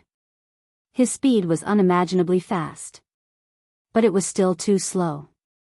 When he ran back to the cliff, he saw a shocking scene. The Abbey Dean and eldest brother were facing each other in the sea of flowers. A green tree broke through the air and pressed toward eldest brother. Eldest brother used the cudgel as a sword and moved heaven and earth to meet it. It was the most tense moment. They were entangled and could not leave. But a third person appeared at this time. There was no flower fragrance in the sea of flowers, but there was a strong smell of alcohol that made people drunk. A blue-robed scholar appeared behind the eldest senior brother. He held a flagon in his left hand. He pulled out a sword from the flagon with his right hand. He stabbed the sword at eldest brother's chest. If the Abbey Dean was the first in the world and eldest brother was the second, then he was probably the third. He was the real third person. Facing the joint attack of the Abbey Dean and him, especially such an insidious sneak attack, eldest brother could not avoid it. Blood spurted and fell into the sea of flowers, dyeing the yellow wildflowers red. That was what Ning Ke saw. His face became even paler. He wanted to curse, but he did not. He only cursed silently in his heart. He was silent like a real stone. He hid the sound of rubbing against the air and did not look at the blood flowing on eldest brother's back. His eyes were as cold as ice. He stepped on the delicate petals with his bare feet, but they did not break. He came to the back of the scholar in indigo. He did not pull out the iron cutlass because it would be perceived. He also did not use the iron arrow because that person was with eldest brother. What he wanted to do was to sneak attack. The scholar in indigo's expression suddenly changed. After all, he was a grand cultivator who had experienced countless things in the world and had an extremely high state. No matter how fast and unexpected Ning Ke came, it still touched his state of mind. The scholar in indigo felt the danger. His face became very pale. He pulled out his sword and was ready to leave. He was one of the two people who had lived the longest in the world, so he was also one of the two people who were most afraid of death. Not to mention that the person who sneaked up on him could not kill him, he just wanted to leave when he thought of the danger. Eldest brother did not let him go. That was the tacit understanding between the disciples of the academy. He knew that Ning Ke was back, so he had to do something. Eldest brother turned sideways and left the drunkard's sword in the flagon. He raised the cudgel with his right hand and faced the Abbey Dean's immeasurable attack. His left hand moved from the edge of his cotton jacket and pointed at the drunkard's eyebrows. The natural stream magical finger. That was Chin Pippi's fighting skill. The scholar in indigo let out a strange cry, covered his face and retreated. That retreat was very clever. He avoided the natural stream magical finger, and more importantly, sent himself into Ning Ke's arms first. There was a big difference between being active and being passive.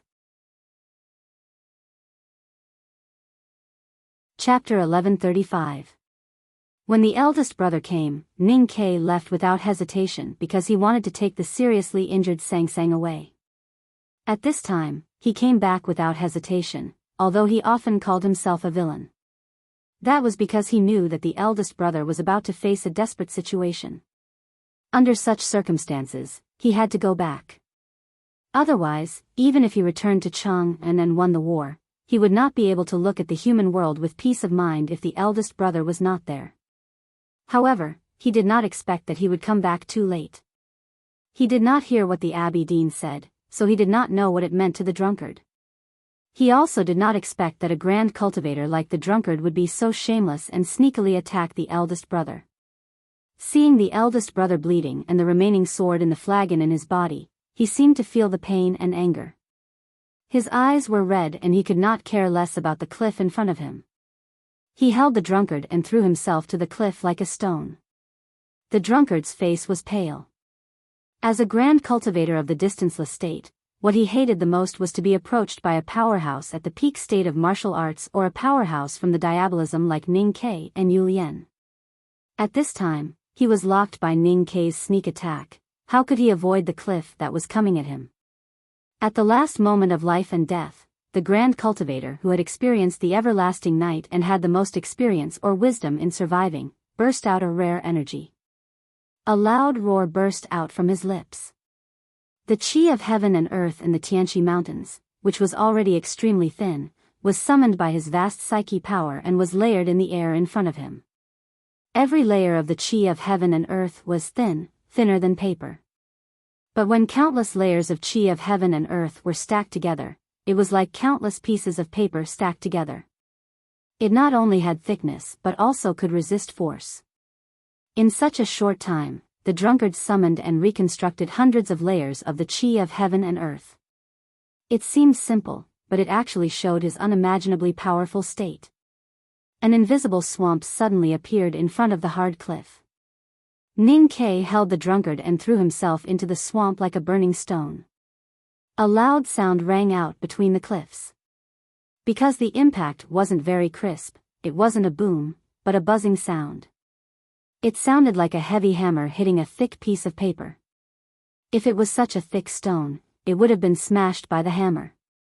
However, if countless pieces of paper were stacked together, they would not be able to shatter them. The drunkard groaned. Blood flowed from the corner of his mouth and wetted his 3 strands of beard. Ning Ke groaned and his face turned extremely pale. His ribs, which had been injured by Long Qing at the Yaozi Sea in the Yan territory, were broken again.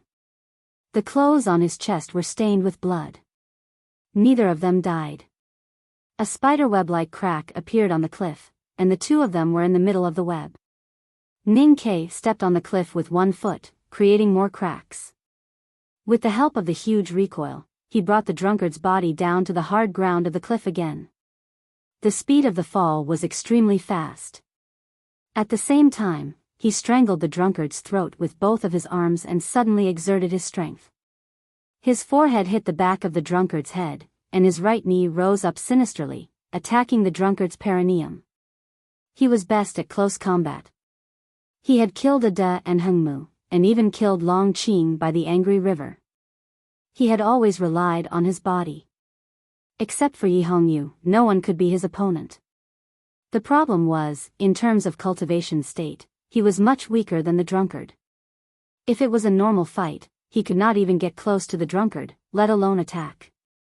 At this moment, with the help of the sneak attack and the natural stream magical finger of the eldest brother, he was able to get close to the drunkard. Of course, he would cherish this opportunity. Of course, he would try his best to cherish it. The distance of thousands of feet from the ground was enough for him to strangle the drunkard with his iron-like arms. Even if he could not, he would use his fists to smash the drunkard to death. The drunkard screamed and the flagon in his left hand suddenly enlarged, blocking Ning Ke's arm that was strangling his throat. He took out a sword from the flagon with his right hand and stabbed at Ning Ke with all kinds of unimaginable strength. Because of the flagon, Ning Ke's arms could not strangle the drunkard's throat. The flagon represented the state of immeasurable. At the same time, he found that his attack could not touch the drunkard's body. It was all because of that damned sword. Before today, few people knew that the drunkard's real natal item was not the flagon, but the sword in the flagon. Today, he finally used his sword and seriously injured the eldest brother with his first move. It was obvious how powerful he was. The sword light was flashing among the cliffs. It did not have the intention to cross, but it was extremely sharp and weird.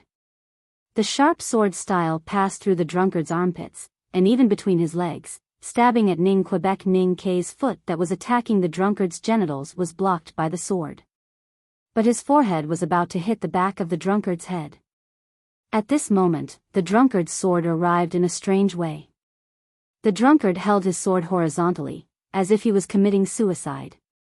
But the tip of the sword skimmed over his neck and stabbed between Ning K's eyebrows. Facing such a sword, anyone would want to avoid it. Even if it was instinctive, one would want to avoid it when seeing the approaching sword shadow. But Ning K did not, because his eyes were red and he could not see anything. It was as if he did not see the drunkard's sword and fiercely smashed down. With a crisp sound, the sword broke. Ning K's eyebrows were pierced by the sword, and blood oozed out. This time, his eyes were really red.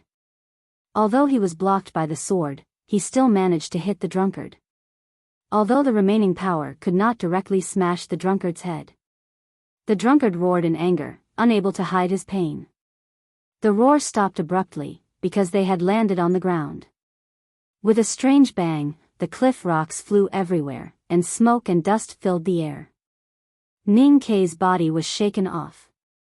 The smoke and dust gradually settled, and the scene gradually became clear. The drunkard was holding the flagon in his left hand, and half of it was stuck in the hard cliff rocks. His body was covered with blood, especially the back of his head, which kept flowing. Ning K's face and the front of his body were also covered with blood. Both of them looked extremely miserable. The drunkard looked at him with blood dripping from the corner of his mouth. His eyes were extremely cold and horrifying, and he did not look like a human. "How dare you, to sneak attack me?" His voice was extremely cold, as if he was not a human. Because he was extremely angry at this moment. He had never thought that he would be forced into such a miserable situation by a junior who could not surpass the 5 states. What made him even angrier was that he was almost killed by his opponent. All of this, he thought it was because Ning K sneak attacked him. Otherwise, why? Ning K had never seen such a shameless person. Although he had always called himself the shame of the academy, he also felt that the drunkard was too shameless. Sneak attack. Didn't you sneak attack my senior brother before? How dare you sneak attack me? Listening to the drunkard's arrogant, cold, angry, and narcissistic questioning, Ning K's voice was emotionless. He replied, "I still dare to *ck your mother, so what? So what?" There was nothing he could do. Ning K's current state was still far away from the top cultivators in the world. It was difficult for him to defeat a grand cultivator like the drunkard when he was not in Chang'an. However, Ning K had a special advantage. Because he had joined the devil to cultivate the Great Spirit, and because he and Sang Sang had been cultivating together in the Buddhist chessboard for thousands of years, his body was extraordinarily strong, from his toes to his internal organs. It was difficult to be fatally injured. When he saw Sang Sang leaving from the top of the city wall of Chang'an, it was difficult for him to crush his own heart, not to mention being hurt by the enemy. He had not cultivated to the legendary immortality of the devil's doctrine, but now he was like a copper pea that could not be steamed, boiled, hammered, or fried. You could defeat him, but it was difficult to kill him. Therefore, he was like a piece of sticky candy that could not be shaken off, torn off, and entangled until the seas ran dry and the rocks melted. In order to kill him, Long Qing had prepared countless methods, but in the end, he only managed to kill him until he lost a lot of blood. Although the drunkard had shown his weird swordsmanship skills today, it was not easy to kill Ning Quebec. If he really tried, it would be what Ning K wanted to see. At this moment, there were 4 people on the cliff. The Abbey Dean, the eldest brother, the drunkard, and Ning Quebec's Sang Sang had already entered Helan City. Although no one knew why she had to enter Helan City, it was obvious that she was confident that once she entered Helan City, she could get rid of the Abbey Dean and the drunkard, and successfully return to Chang'an. Kill her. The Abbey Dean's voice came from the cliff, calm and firm, without any hesitation. He said this to the drunkard. The drunkard took a glance at Ning Ke, and then disappeared. Ning Ke suddenly felt a little cold, because he saw the drunkard's eyes before he left. The drunkard's eyes were cold and cruel, and the meaning was clear. I am going to kill her now, what can you do? You can only watch her being killed by me. The second sentence came from the cliff. It was from the eldest brother. Go. Take her back to Chang'an. Ning Ke looked at the eldest brother who was covered in blood, looked at the wooden stick in front of his eyebrows, and looked at the broken sword on his body, and did not know what to do. His sneak attack on the drunkard was only half successful. Next, he wanted to join hands with the eldest brother, and find a chance to survive. At least, they could make sure that Sang Sang could leave safely. The Abbey Dean only used one sentence to ruin his plan. The Abbey Dean stood at the highest point, so he could see the furthest. Now the weakest link on the cliff was not Ning Ke, but outside the cliff. The weakest one was Haotian, and she. The drunkard went to kill her. What could Ning Ke do? Stay and help the seriously injured eldest brother, or save the seriously injured Sang Sang? If he cared about one, he would lose the other. The eldest brother spoke again. He also used one sentence to ruin the Abbey Dean's plan. I won't die. The eldest brother never lied. Ning Ke believed this, and he also believed that at the end of the story, he would not cry and ask why the eldest brother lied to him in the end. Because the eldest brother really did not lie. He jumped off the cliff and ran toward Helan City. Today, he left and came back and left again. Things in the world were often like this. It seemed complicated and even boring, but it had to be done.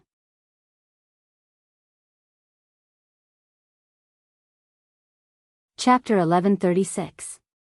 On the cliff, the trees were not swaying and the birds were not chirping. The two of them stood facing each other. One raised his cudgel and the other pulled out his sword. The Abbey Dean who used the sword was not necessarily more powerful than the Abbey Dean who did not use the sword, but it meant something. His cotton-padded jacket was soaked in blood. The eldest brother knew that he could not hold on for another 7 days, so he could not ask the Abbey Dean to stay for another 7 days. But as mentioned before, Ning Ke and Sang Sang did not need 7 days to return to Chang'an. What he needed to do was to try his best. The Abbey Dean looked at the sword in his hand and said calmly, "The headmaster taught you to be kind. I thought you were different from Jun Mo, but I did not expect that you are still a disciple of the academy." The eldest brother looked at him quietly. The sword in the pot inserted in his ribs fell on the ground behind him. He said, "As a disciple of the academy, I would like to learn from you." During the short conversation, the remaining forest far away from the cliff was on fire. The blazing fire melted the snow on the mountainside, but the fire did not die down. It isolated the two of them from the world.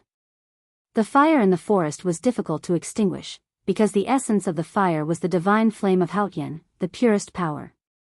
It was formed by Ning Ke's blade and his blood when he left. Ning Ke was running toward Helan City. He jumped thousands of feet, and the rocks under his feet cracked. The iron cutlass in his hand and the blood splashing on his body turned into sparks, and the roar of breaking air resounded through the mountains. Except for the distanceless state, no one could catch up with another distanceless state grand cultivator. If the drunkard was going to West Hill, Ning Ke would not have a chance. But since he was going to Helan City, which was more than 10 miles away, he still had a chance, because his speed had long surpassed that of the goshawk. In the blink of an eye, he ran from the cliff to the front of Helan City. He rushed into the heavily damaged city gate without hesitation, but he did not see the big black horse or the drunkard. The city gate of Helan City had been seriously deformed. Boulders rolled down from the cliffs on both sides of the city. Many parts of the arrow towers and military strongholds were smashed. Dozens of fireheads could be vaguely seen in the thick smoke. The Tang army stationed in Helan City did not want to give up. They ran around, trying to put out the fire and save the stronghold. Ning Kai shouted, "Retreat! Don't bother about it." For the Tang army in Helan City, Ning Kai had left a deep impression on them. Amidst the chaos, they confirmed his identity with just a glance. Although they did not know why Mr. 13 suddenly appeared here, they subconsciously began to obey his orders. Under the command of the generals, they began to retreat out of the city. Ning Kai stood at the foot of the steep stone steps and looked up at the gradually collapsing watchtowers above Helan City. He felt something and exerted strength in his legs, rushing up like a wisp of smoke. Sang Sang was not in the watchtower, but in a secret room below it. In front of her eyes, the bubble that was not perfect but gave people a feeling of perfection appeared again. It was different from the bubble that Ning Kai saw a few days ago. Other than the 2 slight cracks, there were more than 10 bright spots on the surface of the bubble. Those spots represented the stable entrance of the chi of heaven and earth. One of the spots on the surface of the bubble was glowing. It looked very real, because that spot represented a transmission array made of complicated talisman lines under her feet. There were interlayers between the chi of heaven and earth, which could directly connect 2 locations that were extremely far away from each other. In simpler words, it was a shortcut. However, only grand cultivators like the Abbey Dean, eldest brother, and the drunkard could see through the rules and have the power to open the gate of the interlayer. From then on, they could freely travel thousands of miles. Other than the state of distanceless, there was another way for humans to make use of the shortcut between heaven and earth. That was the transmission array. The Tang Empire and the Westhill Divine Palace had both built transmission arrays in the human world. However, due to the limitations of the state, the transmission array built by humans could only be used to transmit information or some extremely light items. Most importantly, just like the primordial 13 arrows, the construction of the transmission array and even the activation of it would consume a terrifying amount of rare resources. Therefore, there were very few transmission arrays in the human world and they gradually became useless. Sang Sang had already predicted the situation today and had naturally made a lot of preparations. The light spots on the bubble were the locations of the transmission arrays in the human world. Some of them had even been abandoned for tens of thousands of years. Except for her, no one else knew about it, not even the Abbey Dean. She stood in the center of those complicated and beautiful talisman lines. Her face was pale and her body was stained with blood. She looked like a wounded fairy and was no longer as indifferent and great as before. She looked pitiful. The big black horse and the indigo lion dog looked at her carefully. They tried not to show too much pity in their eyes because they really sympathized with her at this time. She was seriously injured and abandoned by a man. She looked pitiful no matter how they looked at her. Otherwise, why would she lower her head and stand in the center of the talisman array in silence? Why did she look so lonely and desolate? His laughter was a little crazy, a little fierce in appearance, but also full of arrogant murderous intent. His emotions were so complicated that no words could describe it. A serf became a master and started to rape his master's daughter. A prince of the previous dynasty killed 36,000 of his own people to restore his country. A student pushed a nagging teacher into the pond. Yes, it was such a wonderful feeling. The humbleness and fear in the past had turned into a crazy pleasure and tyrannical desire. Thinking that it would all become real soon, his body trembled again. This time it was not because of fear, but because of excitement. The drunkard laughed out loud and even shed tears. His voice was still as unpleasant as the friction of old bronzes, as if countless copper shavings were really ground into powder and piled up in front of him like dark snow. In the crazy laughter, he drew out a sword from the flagon and suddenly stabbed at Sang Sang. Both the steps and the movements of his elbows were extremely exaggerated, as if he was dancing. Sang Sang waved her hand. A clear light fell in front of her like a water curtain and constructed her own world. The drunkard let out a strange cry. He gathered the immeasurable aura of heaven and earth and infused it into the blade. A crisp sound was heard. Sang Sang's world was broken. The drunkard's sword in the flagon broke through the clear light and stabbed into her lower abdomen. A sound was heard. The room was dead silent. The world was dead silent. Sang Sang lowered her head and looked at her lower abdomen. She looked at the sharp sword and the slowly oozing blood. She frowned slightly, as if she was a little surprised and confused. No one could break her world in the past. Even the invincible sage of sword, Lu Bai, could only stab his sword into her world. The blade turned into ashes when it was only 1 foot away from her body. But now, the drunkard's crazy sword easily broke her world.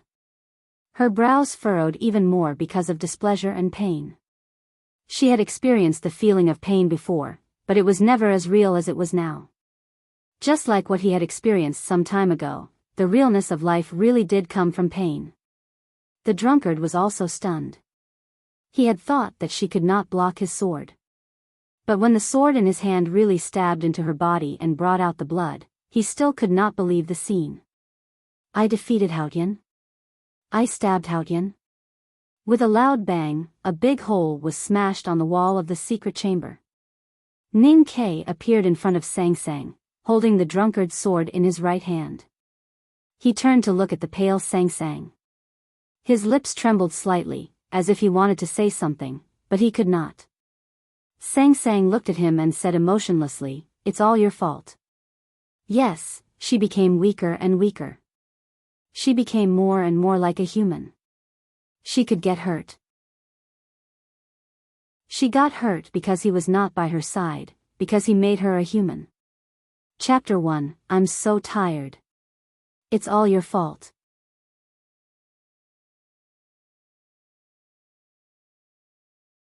The sound of the sword cutting through the palm, cutting through the muscles and bones was very unpleasant and terrifying. His hands were as hard as his body, so the sound was even more unpleasant and terrifying. His blood-stained eyes were still scarlet. He stared at the drunkard like a beast. He held the drunkard's hand. Unbeknownst to him, a small metal can had appeared in his palm. There was a muffled boom. Chi waves surged in the secret chamber. There was an explosion between the palms of Ning Ke and the drunkard. Countless sharp pieces of iron flew through the air, cutting off all the flesh and bones that they came into contact with. A shrill and resentful howl was heard.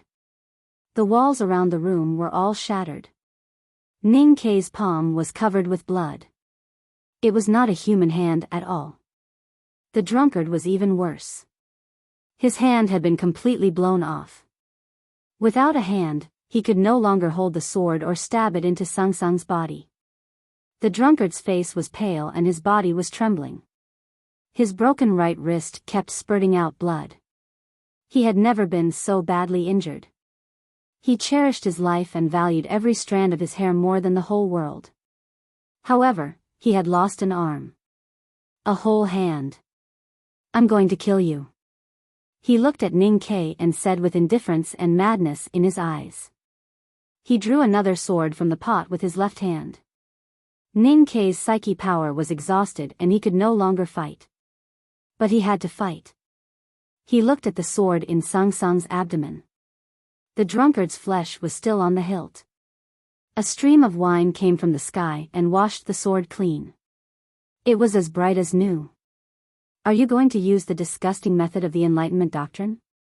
The drunkard looked at him and said emotionlessly, wishful thinking. A soft sound was heard. The sharp sword in the pot pierced into Ning Ke's left chest. It did not completely pierce through, but his lung was severely injured. Ning Ke coughed painfully and spat out blood. But he was very happy. Because he felt a strong change in the aura of heaven and earth under his feet. He even felt the clear temperature, which proved that the talisman array had been activated. A magnificent clear light emerged from the complicated talisman lines on the stone floor and wrapped Ning Ke, Sang Sang, the big black horse and the indigo lion dog in it. The drunkard's expression suddenly changed. He held the sword in his left hand and drew a trace in the air that almost defied the laws of physics. It bypassed Ning Kei's body and stabbed between Sang Sang's eyebrows. Ning Kei could no longer fight, and Sang Sang could barely stand by leaning on his left shoulder. Who could stop the drunkard's sword that was obviously the result of his lifetime cultivation? Nobody could stop it. But it could be interrupted. A lion's roar, which had been suppressed for a long time but was still strong and solemn, resounded through the entire Helan city. The indigo lion turned into a clear light and crashed into the side of the sword in the pot. Two black shadows kicked out from the clear light and hit the drunkard's chest and abdomen. The drunkard's sword missed and was hit hard. He groaned and took 3 steps back. The clear light was even brighter and the figures in the light screen were fading rapidly. The drunkard's face turned paler. He knew very well what it meant if Haotian left alive. He would never allow himself to miss this opportunity. A loud roar broke through the broken wall of the secret chamber and went straight up to the sky. The drunkard was still standing in the same place, but his figure suddenly grew 100 times, 1,000 times, and even 10,000 times bigger. The loud roar sounded continuously. The secret chamber collapsed, the watchtower collapsed, and the entire Helan city was collapsing.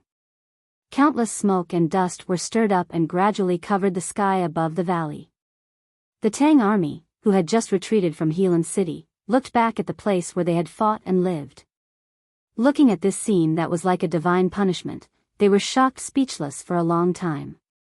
After half a day, the smoke and dust gradually dissipated. The once majestic Helan city was now left with only half of the city left. It looked extremely desolate. The teleportation formation hidden in the secret chamber was destroyed along with the destruction of the city. Apart from the rubble and beams, there was no sign of any living person. Sang Sang looked at the murals around and found them familiar.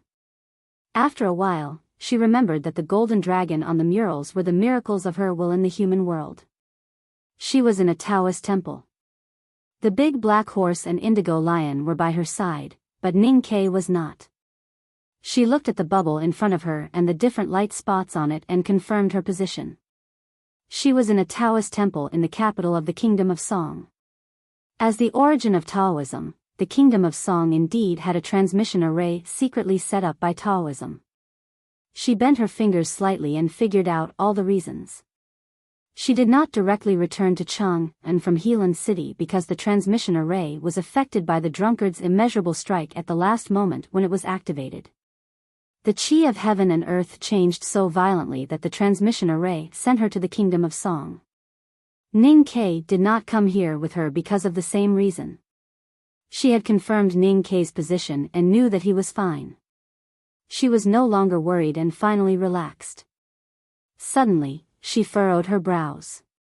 She looked at the sword in her abdomen and confirmed that the waves of pain had nothing to do with it. It came from somewhere deeper in her abdomen. It must be from the damn fetus. She was very tired. She slowly sat down on the ground. Her pale face was still indifferent, but her eyes that used to be like the starry sky were now filled with confusion and unease. The indigo lion looked back and forth anxiously, not knowing what happened to its master. The big black horse opened its eyes wide and looked extremely nervous. It had lived in the human society for a long time and could see that its mistress was about to give birth. It neighed and ran out of the Taoist temple. At this moment, noises and footsteps were heard outside the Taoist temple. Sang Sang leaned against the pillar and sat tiredly. Her temples were covered with beads of sweat. The sword that had pierced her lower abdomen was still bringing her blood and pain. Combined with the pain deep in her lower abdomen, it was very uncomfortable. Who is it? More than 10 divine priests and deacons walked into the main hall. They discovered that there was a woman covered in blood in the main hall. Looking at the woman's bulging belly, they couldn't help but be shocked that she was pregnant. The divine priests and deacons thought they had guessed the truth when they thought of the new stream that was growing in power in the capital and the rumor that the fetus blood of a pregnant woman was the dirtiest. The new stream wanted to blaspheme Haotian, who was worshipped by Taoism. Evildoer. A most pious old divine priest rushed to Sang Sang angrily and pointed at her face. He scolded, "I'll burn you to death. You shameless bitch." Sang Sang was resting with her eyes closed. She struggled to open her eyes when she heard the scolding. She looked at the horrified humans around her and was stunned for a moment. Then she realized that they were scolding her. She remained silent. She was very familiar with the Taoist temple. She had seen many Taoist temples in the Divine Kingdom. She even built the deserted Divine Hall in the Divine Kingdom in the style of a Taoist temple in the human world. She was very familiar with the Taoist priests. She had been worshipped by countless generations of divine priests and priests. She used to think that humans were her most pious followers. Therefore, she designed the immortal generals according to the image of humans. Now, she was lying in the Taoist temple covered in blood and being insulted by the priests. Yes, she was no longer Haotian. A lion's roar resounded in the Taoist temple. The indigo lion swayed and its body suddenly enlarged into a majestic giant indigo lion. It stared at the priests coldly and waited for its master's order. The divine priests and priests had never seen such a scene. They fell to the ground and could not stand up at all. Sang Sang closed her eyes again and said nothing. The indigo lion understood and did not care about the priests who were crawling out of the temple. Chapter 3 will come later.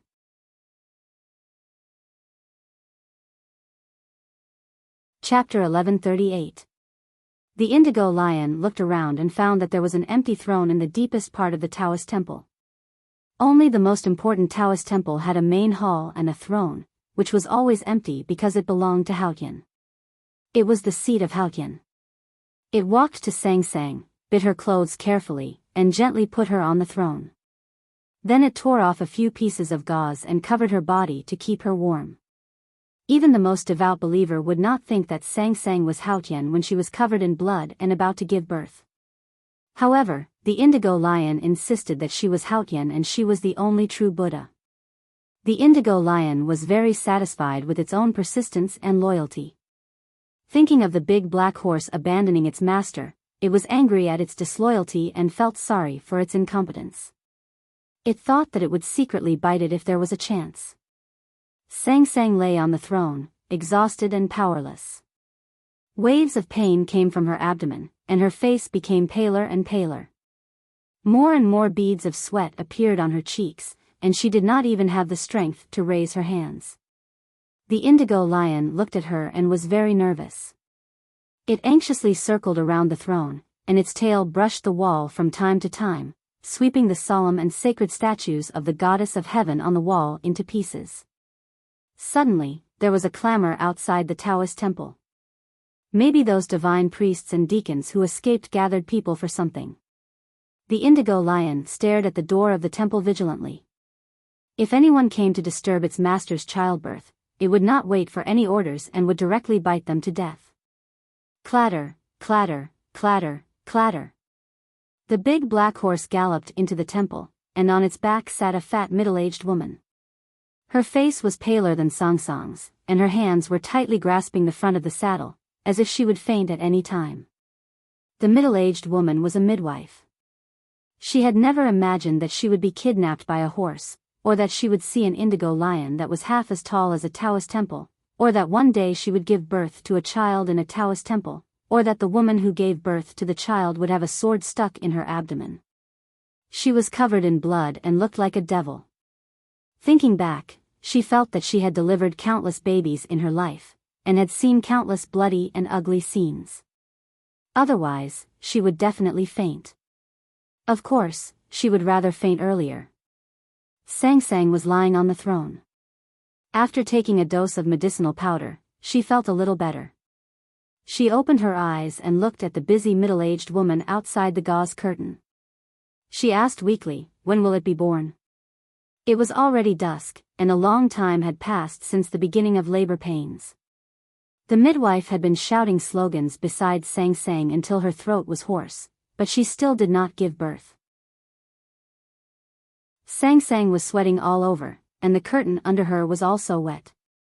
Her hair was messy on her pale cheeks. She looked very pitiful, but fortunately, her eyes were still focused. The middle-aged woman walked to the front of the throne and looked at the blood sword in her abdomen. She said in a trembling voice, "It's always like this when it's the first time. If you use more strength later, perhaps you'll be able to come out?" Sang Sang heard the uncertainty in her voice. She frowned slightly and felt a little unhappy. She wanted to say something, but found that her strength was rapidly disappearing. She had to close her eyes and continue to rest, preparing for the next time. Of course, the middle-aged woman wanted to leave, especially after she judged that it would be difficult for this woman to give birth naturally. She had tried to sneak out an hour ago, but when she saw the mighty and huge indigo lion bite off the upper bodies of 3 divine hall knights, she obediently walked back. She still did not give birth. Looking at the pale Sang Sang, the middle-aged woman suddenly felt some sympathy. She came to her side and said, "We have to do something. If it's really a difficult birth, 2 lives will be lost." Sang Sang looked at her and said weakly, "What is it?" The middle-aged woman showed a kind of pride on her face. She said, "Don't worry. My method has saved many fat boys. It's absolutely no problem." She untied her toolbox from the saddle of Big Black and took out a round-headed pliers. She lifted the curtain covering Sang Sang and was about to look between her legs. Sang Sang said indifferently, "Don't look." The middle-aged woman was a little startled. She said with a bitter smile, "Sister, you never let me look. How can I help you give birth if I don't look? We are both women, and you are going to be a mother. Why are you still so shy?" Sang Sang looked at her and said calmly and indisputably, "Don't look." The middle-aged woman looked at the obstetric pliers in her hand and sighed, "This method is from Chang'an. But no matter how good it is, you have to use it carefully. No need for that." Sang Sang's sight moved from the pliers to the sword in her abdomen. Looking at the sword, she frowned slightly and kept silent for a long time. Her chest rose and fell slightly. She accumulated all the remaining strength in her body to the last moment, and then reached out to hold the hilt. The sword was the drunkard, a sword in a flagon. It had been washed by the strongest wine. Except for her own blood, it was clean. She held the hilt and pulled it down. With a swish, the blade cut through her flesh. Blood spread like a river crossing a dam. The middle-aged woman rolled her eyes and was about to faint. Sang Sang's face was pale. Her voice was intermittent and weak, but extremely firm, "Don't faint." A baby's cry was heard in the Taoist hall. It was not pleasant, and it was a little noisy. For Sang Sang, it was the same for the Big Black Horse and the Indigo Lion. Her attention was mainly on the wound in her abdomen, while the Big Black Horse and the Indigo Lion were focused on her. As for the middle-aged midwife, she took out the baby from the bloody wound and cleaned it with her strong willpower. Finally, she could not bear the madness of life and fainted. Sang Sang wanted to heal the wound in her abdomen, but found that the remaining strength was too weak to do it. So she sewed it up with a needle and wiped it with the last bit of light in her palm. She fainted several times during the process. When she woke up, she continued to do it. She was in extreme pain, but she was still expressionless. After the horrible wound was sewed up, the last bit of light played a decisive role. When the blood was wiped clean, only the needle and thread marks could be seen, but not the shape of the wound. Sang Sang was very tired, but somewhat satisfied. She felt that she had done a good job. Of course, it was because she had done a good job as a human. Suddenly, she thought of a very small thing many years ago. Before she went to Chang, and from the city of Wei, she felt that her needlework was not good enough, at least not as good as those young ladies in Chang, and Ning Kei seemed to think so too. She thought that he could not say that in the future. She thought of some trivial things and old things to distract herself and relieve the pain and fatigue. Then she remembered that she seemed to have forgotten something. She looked to her side and frowned. She seemed to be a little annoyed or unhappy, but she was actually a little confused. Right next to her, very close, lay 2 babies. The 2 babies were very clean with their eyes closed. They were so pink that it could not be described as jade. The problem was, how could there be two? She was the omniscient Haotian. How could she not know that she was pregnant with twins? Ning Ke had asked her in the cabin in the snow region whether it was a boy or a girl. She said that she did not know. She really did not know. Because she was very resistant to the fact that she was pregnant, she had never felt it. She was confused enough about giving birth to a baby, and it was even more so when she gave birth to two at once. What should she do next? Her face was a little pale and her eyes were a little flustered. She looked under the divine throne and found that the middle-aged midwife had already fainted, or in a deep sleep. How could she still be snoring at this time? She lifted the legs of the two babies and looked at them, confirming that one was a boy and the other was a girl. Her movements were a little clumsy and even a little rude. The indigo lion lowered its head and was too embarrassed to look. The big black horse stepped its front hooves helplessly and tore off a piece of cloth with its mouth. It put it on the divine throne and covered the two babies. That year, when the fat ant gave birth, she did wrap the babies very tightly. Maybe they were afraid of the cold? Sang Sang sat up with difficulty and wrapped the two babies with the cloth. But it was very messy. It did not look like she was wrapping the babies, but more like she was wrapping something, like a powder box. She held the babies in her arms, which inevitably looked a little awkward. At this moment, the baby boy suddenly opened his mouth and cried loudly, as if he was infected. The baby girl in her right hand also cried, one after another, just like at the beginning. She frowned slightly, a little unhappy and a little annoyed. "Don't cry." She looked at the two babies in her arms and said expressionlessly. She did not have any divine power now, but her words were still as majestic and solemn as the sea. But how could a newborn baby feel any majesty? Even a newborn calf would not be afraid of a tiger. Haotian's newborn children were naturally fearless. The Taoist temple was filled with the babies' cries. Sang Sang was a little annoyed and panicked. She suddenly closed her eyes and furrowed her brows tightly. She furrowed her brows very tightly and forcefully. She wanted to use this method to remember some memories from a long time ago. Finally, she managed to remember it. At that time, it finally rained in Hebei province. She was still a baby, lying quietly in Ning Ke's arms. At that time, his arms were also very thin, but it was very comfortable to lie in. Recalling the way Ning Ke held her, her arms gradually became less stiff. They became softer and slightly bent. The two babies obviously felt more comfortable and their cries gradually became lower. There were still some things to do. She remembered that at that time, Ning Ke got rice paste from somewhere and fed it to her with his mouth bit by bit. Babies had to eat rice paste. If there was no rice paste, then they would have to drink milk, or vice versa. She opened her eyes, untied her blood-stained clothes, and began to feed the babies. The big black horse and the indigo lion had already left and quietly waited at the door of the temple. There are 4 things in today's report, one more than usual. First, a certain letter's official account will be holding a lucky draw after the novel is completed. Everyone is welcome to take a look and give your suggestions for the prize in advance. See if you want the book or something else. Once again, the number is Mountie 1118.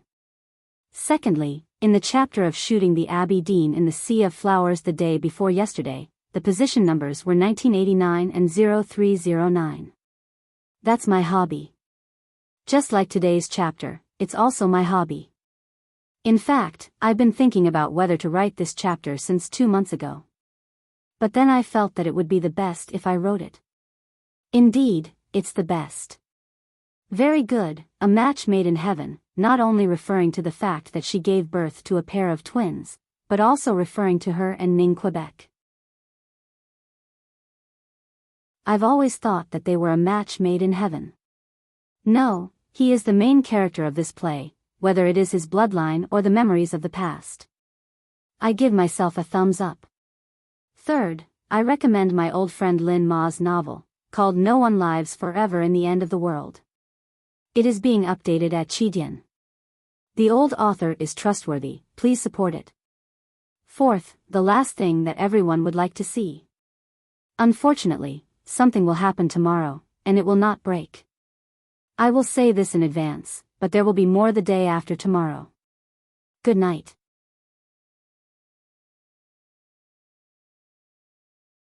Chapter 1139.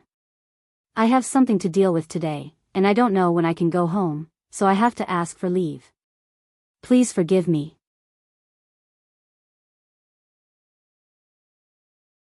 Chapter 1140. Looking at the two babies who were desperately sucking milk in her arms, Sung Sung's face did not show the luster of motherhood that was often mentioned in stories. She did not even show much emotion, but her eyes were a little lost, because this scene proved that she was really becoming more and more like a human, whether it was feeding milk or having milk to feed. The two babies fell asleep again after they were full. She put the babies aside and stood up slowly with the help of the armrest of the great divine priest. She walked out of the Taoist temple and looked at the blue sky. She took out the abacus from her arms and fiddled with it casually. She remained silent for a long time. The drunkard was looking for her in the human world, and Ning Ke was on his way. The reason for her silence was not uneasiness, but displeasure. Her displeasure came from the little changes in the process of transforming from a god to a human being. She had experienced this process before, but she had never experienced the pain and weakness. It was real and infuriating, especially when she thought of the drunkard forcing her to flee. That kind of humiliation was unbearable.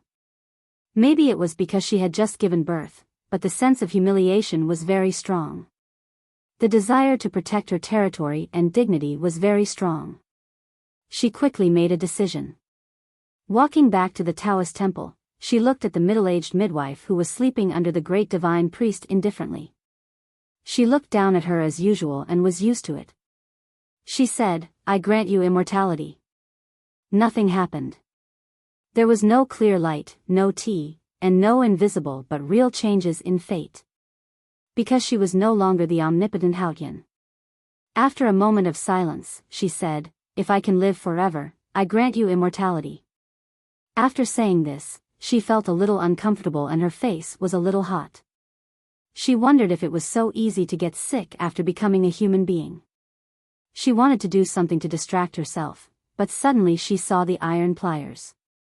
In her eyes, the iron pliers that the middle-aged midwife called the obstetrical forceps were not exquisite. But the curved front end contained real wisdom or novel ideas. She was a little curious about who designed it. At this moment, she saw the familiar logo on the iron pliers. Yes, she was very familiar with the logo because it was produced by the workshop of the academy.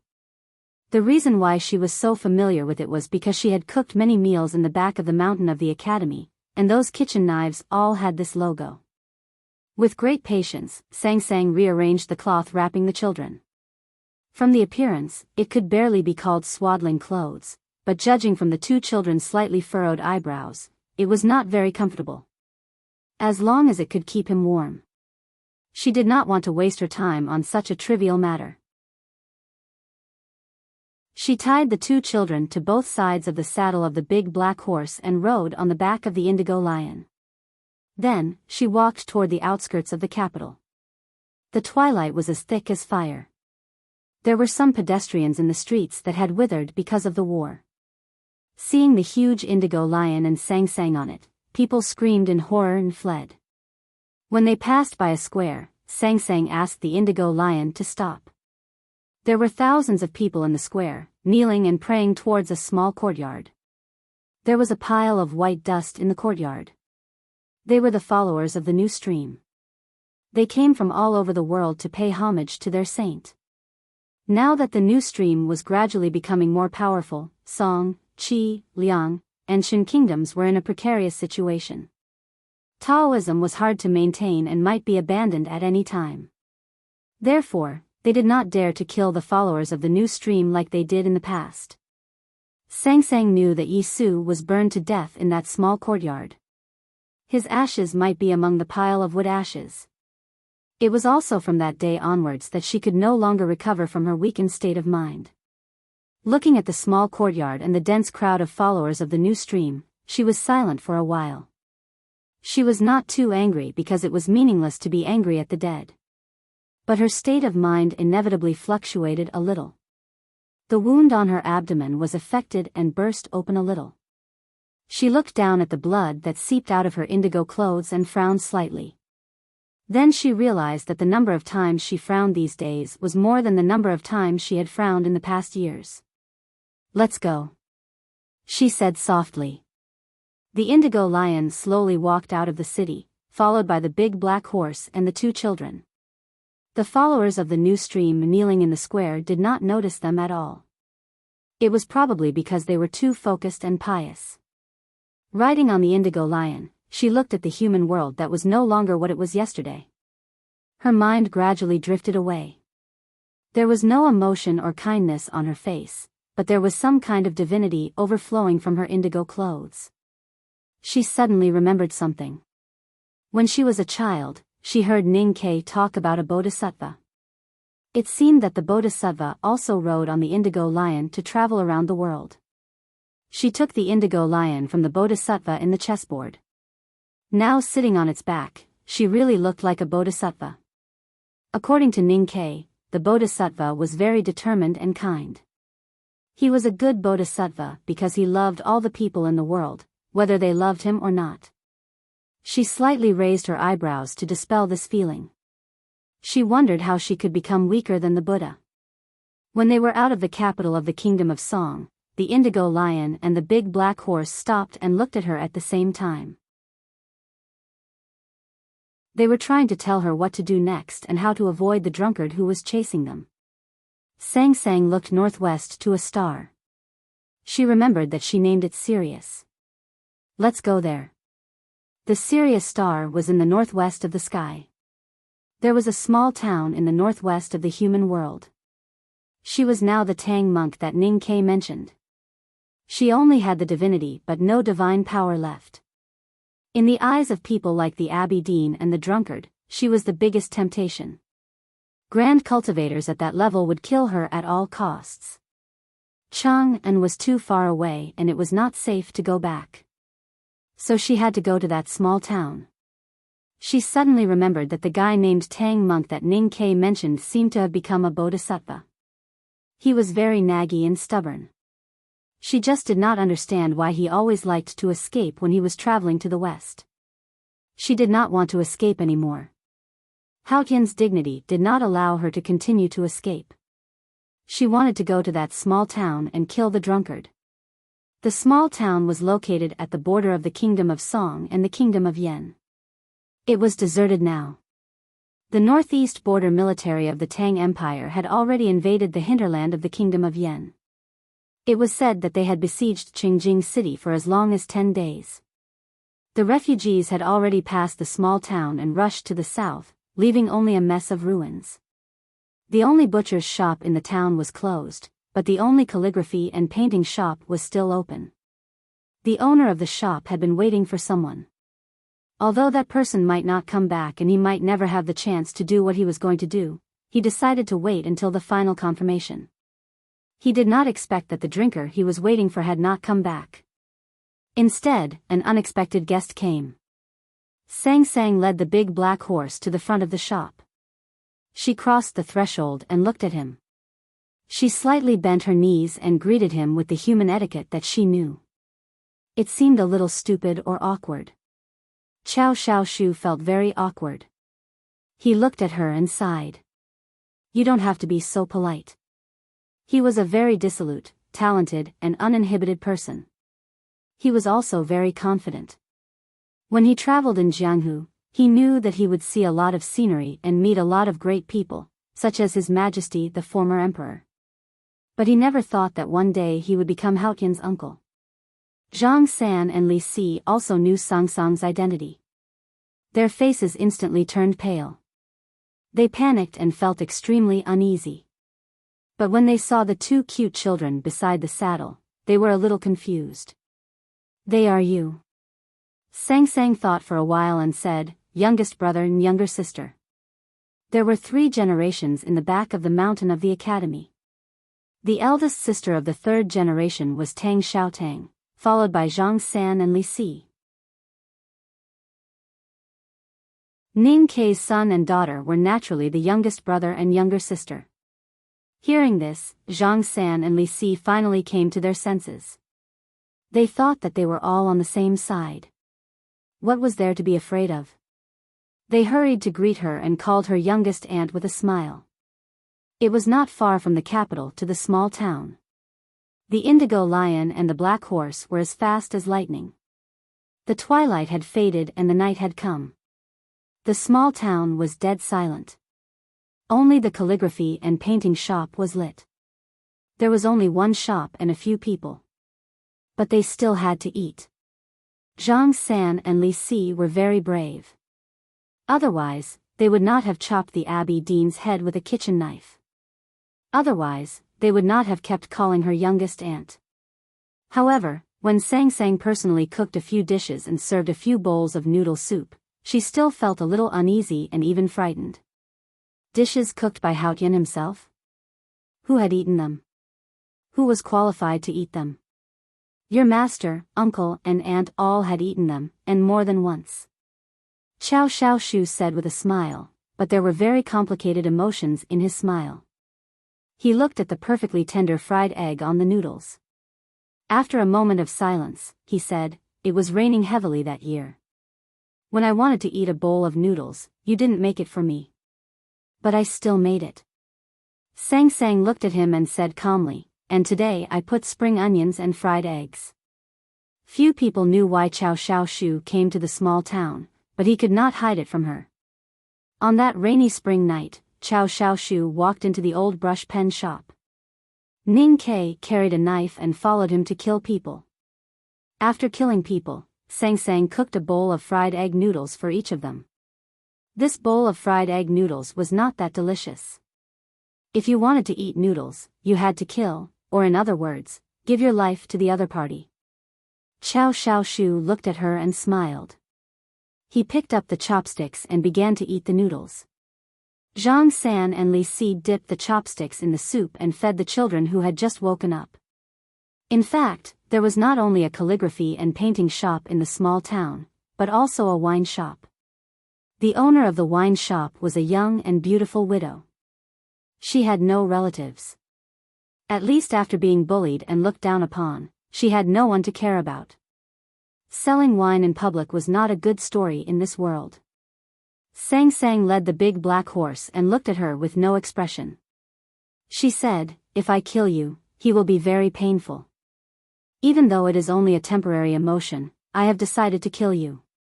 The beautiful woman looked frightened and pale. She did not know what Sang Sang was talking about.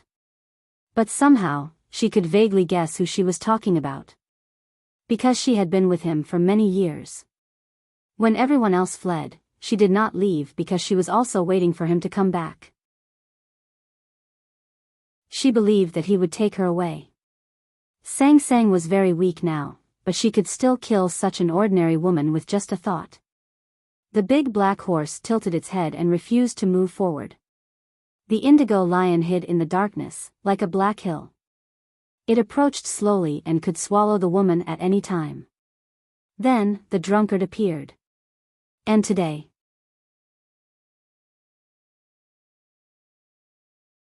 Chapter 1141. It was a cloudy night with neither stars nor moon. It was pitch dark in the small town. Only the faint light from the calligraphy and painting shop could be seen. When it reached the tavern, it was already very faint, but it was enough to illuminate people. The drunkard was dusty, but there was no blood on him. Obviously, he had been to many places in the past 2 days. But he was not anxious, because he was still in the mood to take a bath and change his clothes.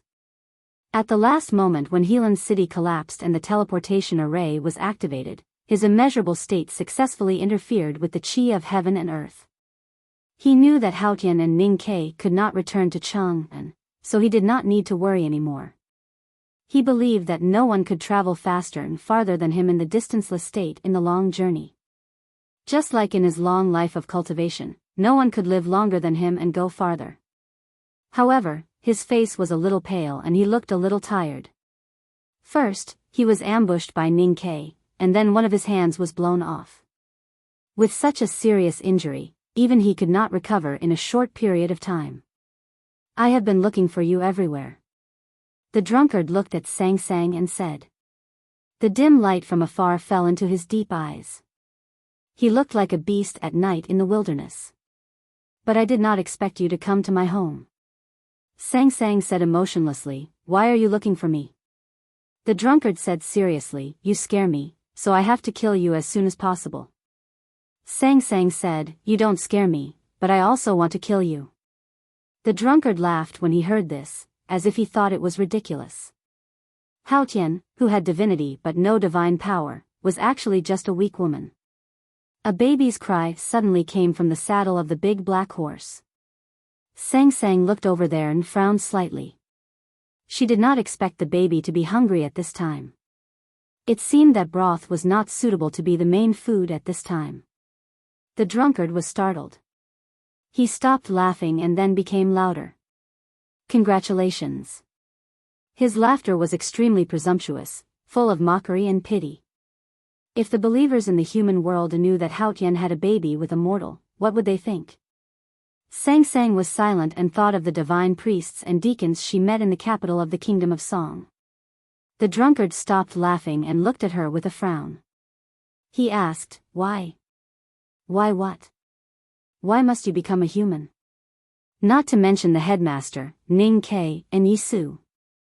Just as the Abbey Dean said, if you didn't want to become a human, none of this would have happened. Sang Sang said, I've never thought about it. But since I can become a human, there's nothing bad about it.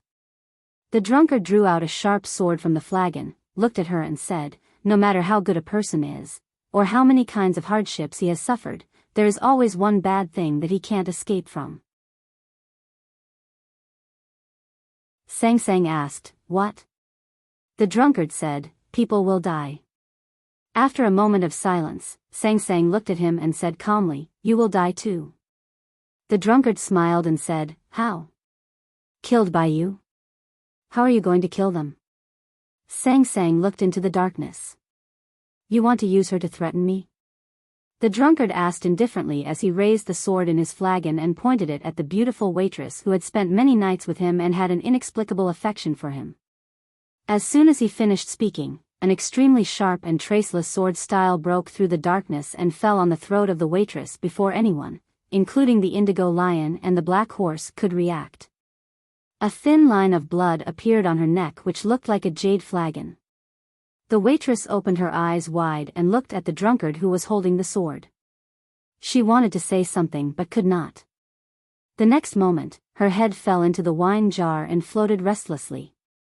Sang Sang looked at the waitress's head which was bobbing up and down with the wine and remained silent.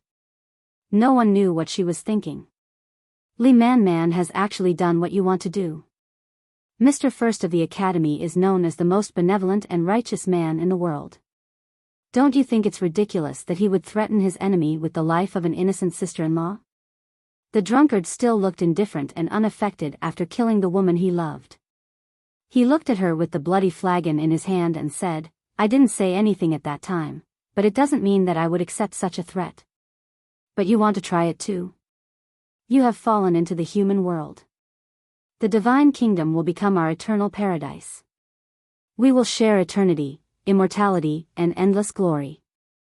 The meaning of life is to pursue eternity. Before that, what is love? What is anything else?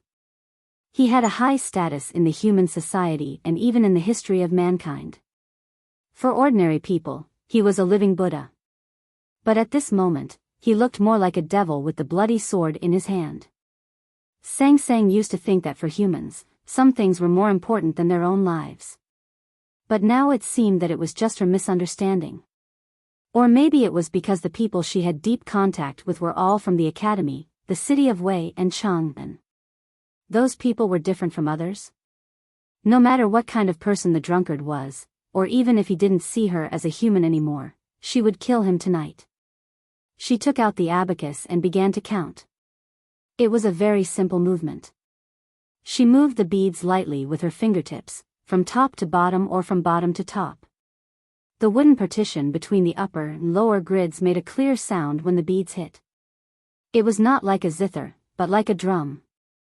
It was not a war drum, but a tambourine to help with dancing. The dark clouds above the small town suddenly became thicker. With a gust of cold wind from the north, the wetness in the clouds condensed into countless drops of water and fell down. It was a heavy rain. Splash, splash, splash. The rainwater fell on the small town, washing the houses that had been ransacked by the refugees and the felt on the butcher's shop. Perhaps it was because the felt was too greasy and the rainwater could not wash it clean, so the rainwater was a little angry. The rainwater turned into sharp blades and quietly melted the felt into shreds. Then, the bricks and beams of the butcher's shop were all corroded. In just a few breaths, the butcher's shop collapsed into ruins. The blood and grease that had accumulated for countless years on the ground were also washed away. Along the waterfall like water, it flowed into the crack that the butcher had accidentally slashed out with his meat knife in the past and reached the extremely deep quiet spring. Following the butcher's shop was the wine tavern. The wine songs hidden in the back room were like snow that was pierced by the rain. The raindrops that fell into the wine jar were especially dense and quickly diluted the wine smell. The head of the wine girl disappeared and merged with the wine. With a crack, the wine jar broke into dozens of pieces. The wine rushed into the shop and flowed everywhere. When the wine met the pillars, it was like fire meeting ice. The whole house began to collapse. The heavy rain in the cold night came from the abacus in Sang Sang's hand and the will in her heart. She was Haotian and that was the will of heaven. Now she could not summon the chi of heaven and earth above the East Sea to help her fight. She had no divine power. What she used was imitation. She imitated Ning Kei's writing talismans. She turned her will into psyche power and told the world to know. She used the heavens calculation to help herself simulate the methods of human cultivation. As long as she calculated, she could imitate it perfectly. Therefore, as soon as she learned how to write talismans from Ning Kei, she wrote a divine talisman. After all, she used to be Haotian. Whether in learning or cultivation, her progress was much faster than that of human beings. This terrible rainstorm once fell on Chang'an. The divine talisman she wrote was written by Yen Sei and Ning Quebec. It was the legendary Jing Fu. The strong talisman intent shrouded the whole town along with the heavy rain. The only long street in the town and the thickest dark cloud in the sky were parallel and intersected in space. It was exactly the Jing Fu. The drunkard stood beside the ruins. He was wet all over. His clean clothes were full of holes. His gray hair fell off, revealing his bald head. He looked extremely embarrassed, like a stray dog that had lost its home. The butcher shop was destroyed. The tavern was destroyed. He indeed had no home. The rain gradually stopped. The flagon in the drunkard's hand was dripping more heavily than before. The rain on his body had turned into blood. He looked severely injured, but he did not fall down. The Jing Fu was a divine talisman, but he had an infinite flagon. Although Sang Sang showed the learning ability and cultivation talent that human beings could not achieve, she could not defeat him. Because she could not surpass the threshold of the 5 states by learning and imitation. His wet hair fell in front of his eyes. He stared at Sang Sang, embarrassed and alert. He did not care about becoming a homeless man. Because his future home would be above the divine kingdom, a perfect and solemn palace. He wanted to kill Sang Sang, but he needed to make sure of one thing first. Where was Ning Kei? The drunkard was really wary of Ning Kei, who did not show up. He was seriously injured by Ning Kei and lost his hand. Although Ning Kei was more seriously injured by him, he knew that Ning Kei's recovery ability was better than his. Just as the academy had always thought, his body had long decayed. Decayed, but still alive. However, it was very difficult to repair it. Whether it was injuries or other problems, it always made him nervous and uneasy. Where was Ning Kei? Sang Sang did not know his current location. She did not need to know. After leaving Helan City, no matter if he was sent to the front gate of Devil's Doctrine, capital Cheng, West Hill or Chang'an, he would always come here. Because she was here. Even if his men couldn't arrive for a while, his arrows would arrive soon enough. The sound of the rain and the beads hitting the abacus disappeared. The small town was silent. The indigo lion raised its paws to shelter the two babies from the rain. Now it slowly disappeared into the night with the big black horse. 1989-0309. Sang Sang suddenly said two numbers. She lowered her head and looked at the shape of the beads on the abacus. Her voice was soft but carried by the wind to somewhere far away. It should be somewhere in the north. 2 days ago on the cliff outside Helan City, facing the Sea of Flowers, she said two numbers to confirm the location when she helped Ning Ke shoot the Abby Dean. She said two numbers to confirm the location. She said two numbers for Ning Ke to hear. But for some reason, they were exactly the same. What did this mean? The drunkard's pupils shrank. With a roar from his chest, his body turned illusory and passed through the chi of heaven and earth. He was not sure if he was hundreds or thousands of miles away. The next moment, he returned to the original place from hundreds or thousands of miles away. It was as if he had never left and did nothing. A swoosh sounded behind him. The arrow was already behind him. He dodged the arrow. He was slightly surprised. He turned around and saw an arrow nailed on the broken door of a pawnshop by the street. The arrow pierced very little into the wood. It swayed in the night wind for a while and then fell down. After a fierce mental struggle, I decided to write one more chapter, but it would be very late.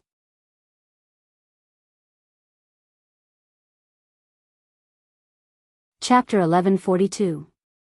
The drunkard's face turned pale, and he felt remorseful. He had used up a lot of his psyche power to avoid the attack from thousands of miles away, but he did not expect his opponent to use an ordinary arrow.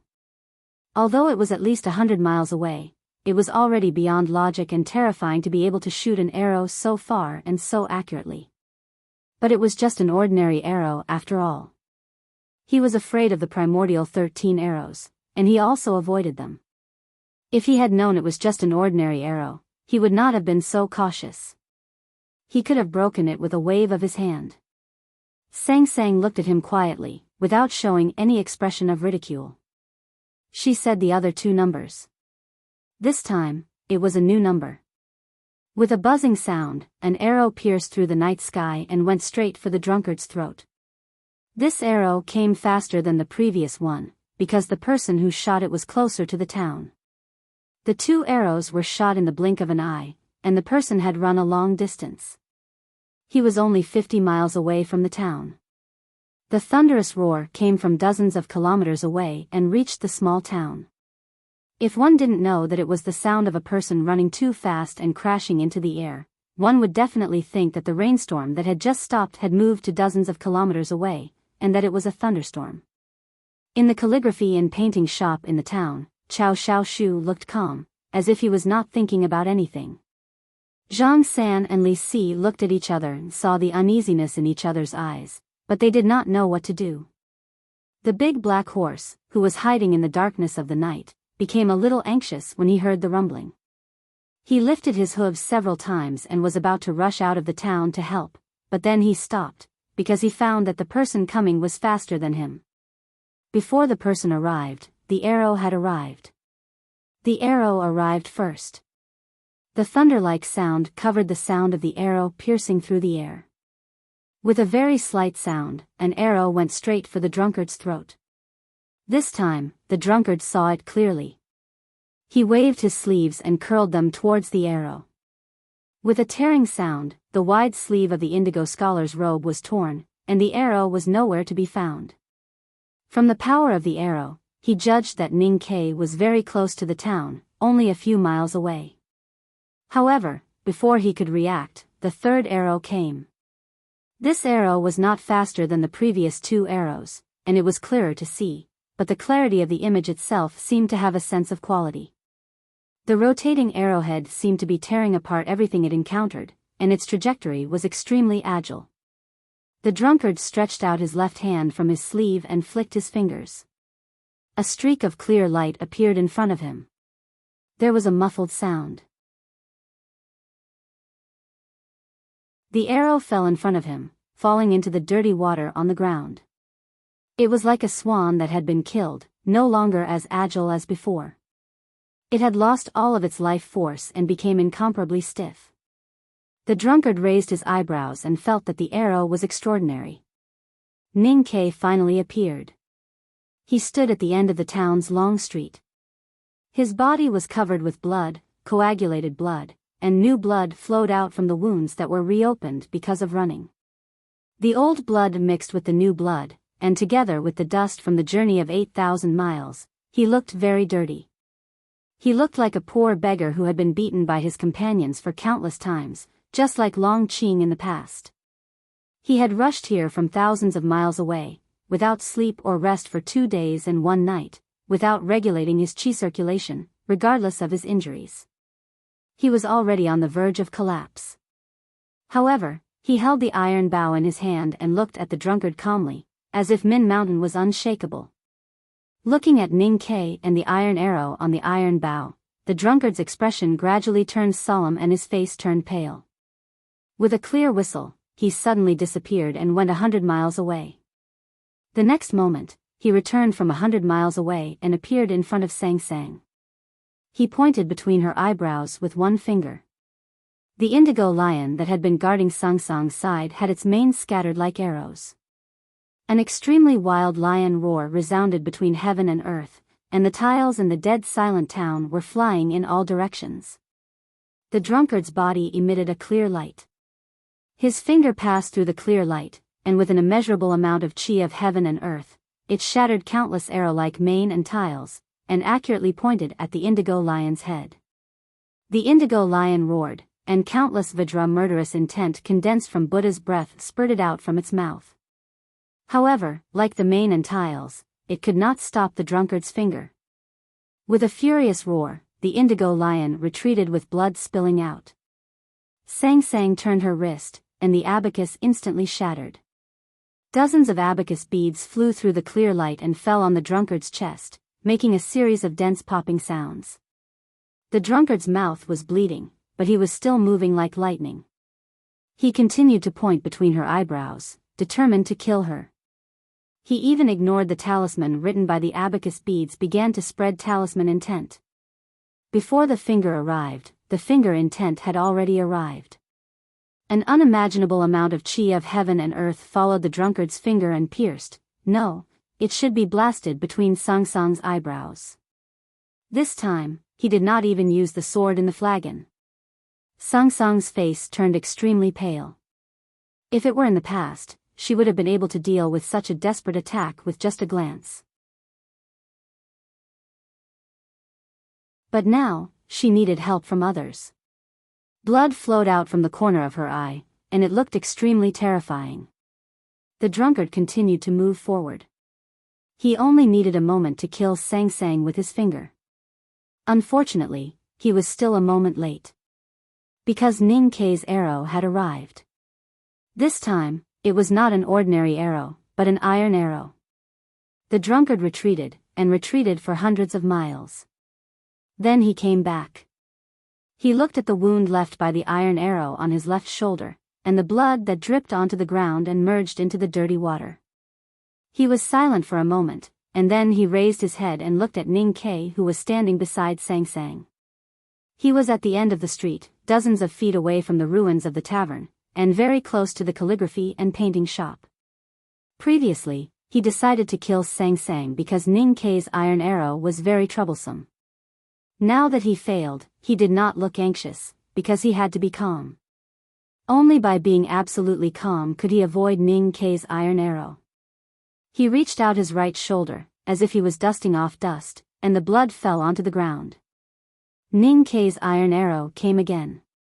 Before the iron arrow left the bowstring, the drunkard had already sensed the movement of Ning Ke's fingers, and he acted in advance. a muffled sound was heard.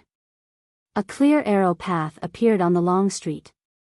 The newly condensed water vapor was blurry in the long street, which was filled with the breeze after the rain.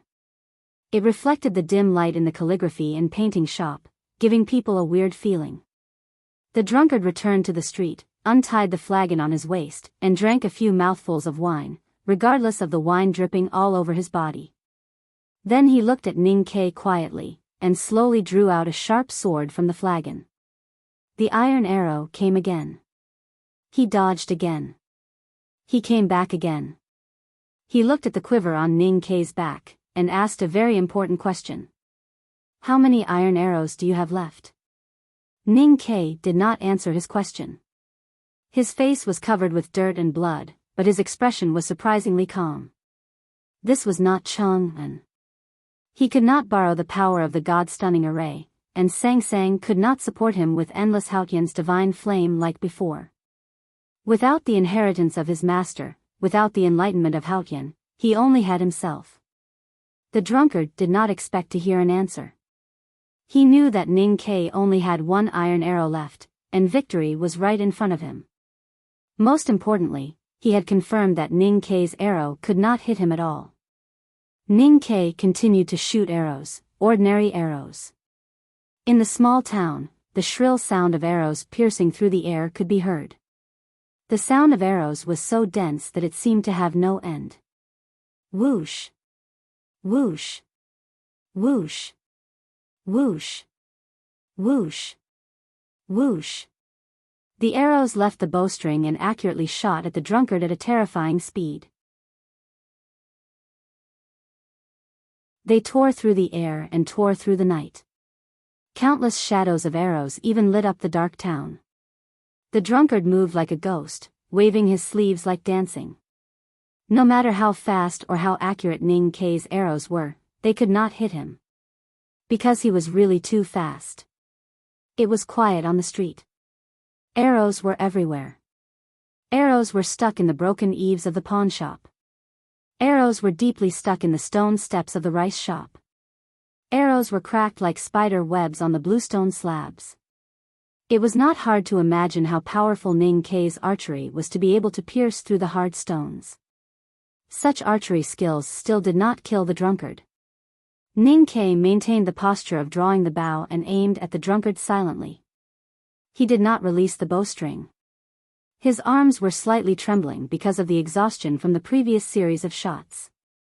There were only a few ordinary arrows and one iron arrow left in the quiver on his back. The drunkard looked at him emotionlessly and said, "Shoot me if you can." Ning Kei did not speak, because he really could not hit him. Because of his silence, the drunkard laughed. His laughter was full of mockery and disdain. "Go ahead." Ning Kei did not shoot, nor did he put down the iron bow. He was waiting. He was waiting for the moment when the drunkard could not move back and forth. The drunkard stood in front of the calligraphy and painting shop. The dim light in the shop passed through the paper window and fell on his face. It was a little mottled, like leaves that did not leave the branches in autumn but were soaked in the autumn rain for a few days. Suddenly, a strong array intent emerged from the mottled light on his face. There aren't three things today, just one. Mountie 1118, the lucky draw of a certain WeChat official account, will officially start tomorrow. Everyone is welcome to follow. The prizes will be announced tomorrow. It should be pretty good. Of course, it's a pity that I haven't found any sponsors. So I'll do it myself. Oh, by the way, the drunkard will be killed tomorrow. Don't worry about the ending. Of course it's awesome. I've thought about it since 3 years ago.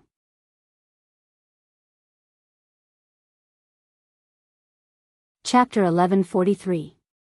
The mottled light and shadow came from the flowers on the window paper. The door was the passage from the house to the outside world, and so was the window. But it was not. The window could only let the eyes pass through, but more often than not, it represented imprisonment. For example, the small stone window in the secluded prison represented despair. The array intent was also imprisonment. It appeared without any warning and was about to cover the drunkard's entire body, from his face to his indigo gown to his cloth shoes. Once the array was formed, he would never be able to leave.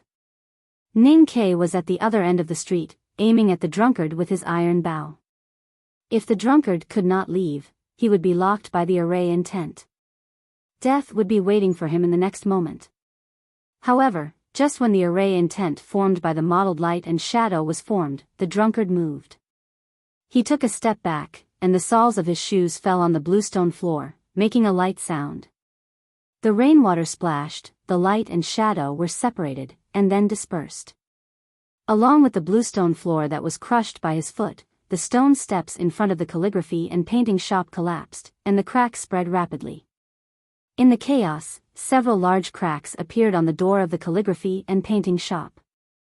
Both the door and the window were instantly turned into broken wood and paper. The beams were broken, and the smoke and dust were everywhere. The whole shop collapsed in the smoke and dust. It was only because the drunkard took a step back. The timing of his step was extremely precise. It was just before the array in tent was formed. It seemed that he knew there was an array in the calligraphy and painting shop a long time ago. The smoke and dust settled, and the floor was full of rubble. It was a mess. Zhang San and Li Si were lying in the corner of the ruins, covered in blood and dust. They were blown to the backyard. The two young men had many broken bones. They were in unbearable pain when they moved a little. But they were still unwilling to give up. They searched the broken bricks for a long time and found 2 kitchen knives. The drunkard turned around and looked at the 2 young Tangs indifferently. Under his gaze, Zhang San and Li Si spat out blood and could not stand up again. Is this the Academy's plan, or yours? The drunkard looked at Sang Sang, who was standing beside the ruins of the butcher's shop dozens of feet away. He raised his eyebrows and smiled. Because everything had become a joke to him. Then, his smile gradually disappeared. He looked at Xiao Xiaoshu, who stood up from the broken wall of the calligraphy and painting shop, and said expressionlessly, "You want to kill me?" Xiao Xiaoshu walked to the broken stone steps, patted off the dust on his body and tidied his clothes. He bowed to the drunkard calmly and said, "I'm Xiao Xiaoshu, of course I'm going to kill you." He was Xiao Xiaoshu, and Xiao Xiaoshu was a Tang. Therefore, he had countless reasons to kill the drunkard. "Of course I know you are Xiao Xiaoshu." The drunkard looked at him indifferently and said, "We have been neighbors and friends in this small town all these years. You drink tea and I drink wine. Do you really think I don't know who you are?" Xiao Xiaoshu was silent for a moment and asked, "Since you already knew, why did you wait until now?" "Because I'm very curious about how you, or the Academy, are going to kill me. You know, you are now a useless person, and your 2 helpers are reckless and don't know how to cultivate. Yes, to me, being with you is just a game, an interesting game." The drunkard said, "After living for a long time, it's inevitable that it's boring. It's rare to meet such an interesting person like you, and such an interesting thing. Of course, I want to spend more time and see how the game is played." Then, he looked at Sang Sang and said, "I think you should understand the feelings of humans like us." Sang Sang said expressionlessly, "I don't understand. I've been with him since I started living. He is a very interesting person, so there's nothing boring about living." She was talking about Ning Ke, of course. The drunkard was a little confused, and then laughed. He shook his head and sighed, "Yes, Haotian is married and has a child. The world is crazy, how can it be boring? What about you? What's so interesting about the game you've prepared for me?" The drunkard looked at Xiao Xiaoshu and said calmly, "This array? Then I'll be very disappointed." Xiao Xiaoshu said, "It's indeed a little simple, but we all think it should work. Your biggest weakness is your body, which is no different from an ordinary person, and even more easily decayed. The 2 kids and I are all ordinary people. Even if you know who we are, you won't be vigilant. Just like you said, this is just a game. If you play this game with us, then we might be able to imprison you." The drunkard was silent for a while and said, who can predict my mind so clearly? Is it Mr. First or Mr. Second? Ning Ke didn't say anything until then. It's the third sister. Indeed, the 23-year cicada cultivation. I admire her, but I also don't. The drunkard shook his head and said, she did find my weakness, both physically and psychologically. You have enough opportunities to attack me, because I won't use the immeasurable state to be vigilant against you all the time, and it takes time to change my mind. But she got one thing wrong. This array is too weak. He looked at Ning Ke and said, if it's the confinement, there might be some hope.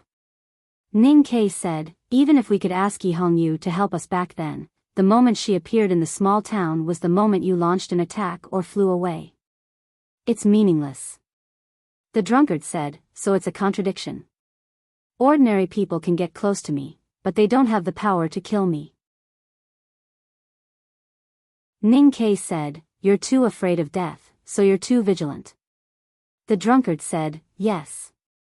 That's why I never drank Mr. Chow's tea in the beginning, because I was afraid that he would poison it.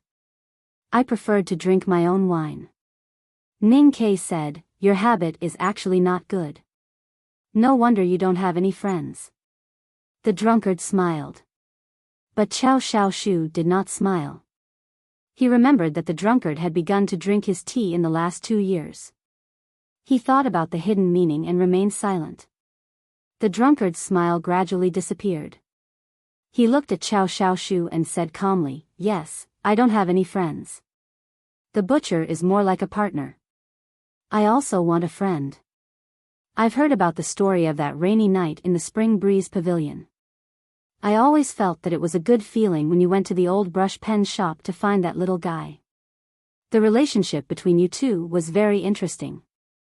So I also want to see if I can become friends with you. We can drink tea together and talk about interesting things. The story of that rainy night in the Spring Breeze Pavilion had long been spread as Ning Ke and Chow Xiaoshu became famous in the world. It had even become a legend. Coincidentally, the 3 people involved were all here today. They gathered in the small town at the intersection of the Song and Yen dynasties to kill. Ning Ke stood in front of Sang Sang. Chow Xiaoshu stood beside the drunkard. It doesn't matter if you lie to me. But why can't you keep lying to me? The drunkard walked to Chow Xiaoshu with an indifferent expression. Deep in his eyes, there was a hint of tyranny. Since you can't lie to me or kill me, then why are you still alive?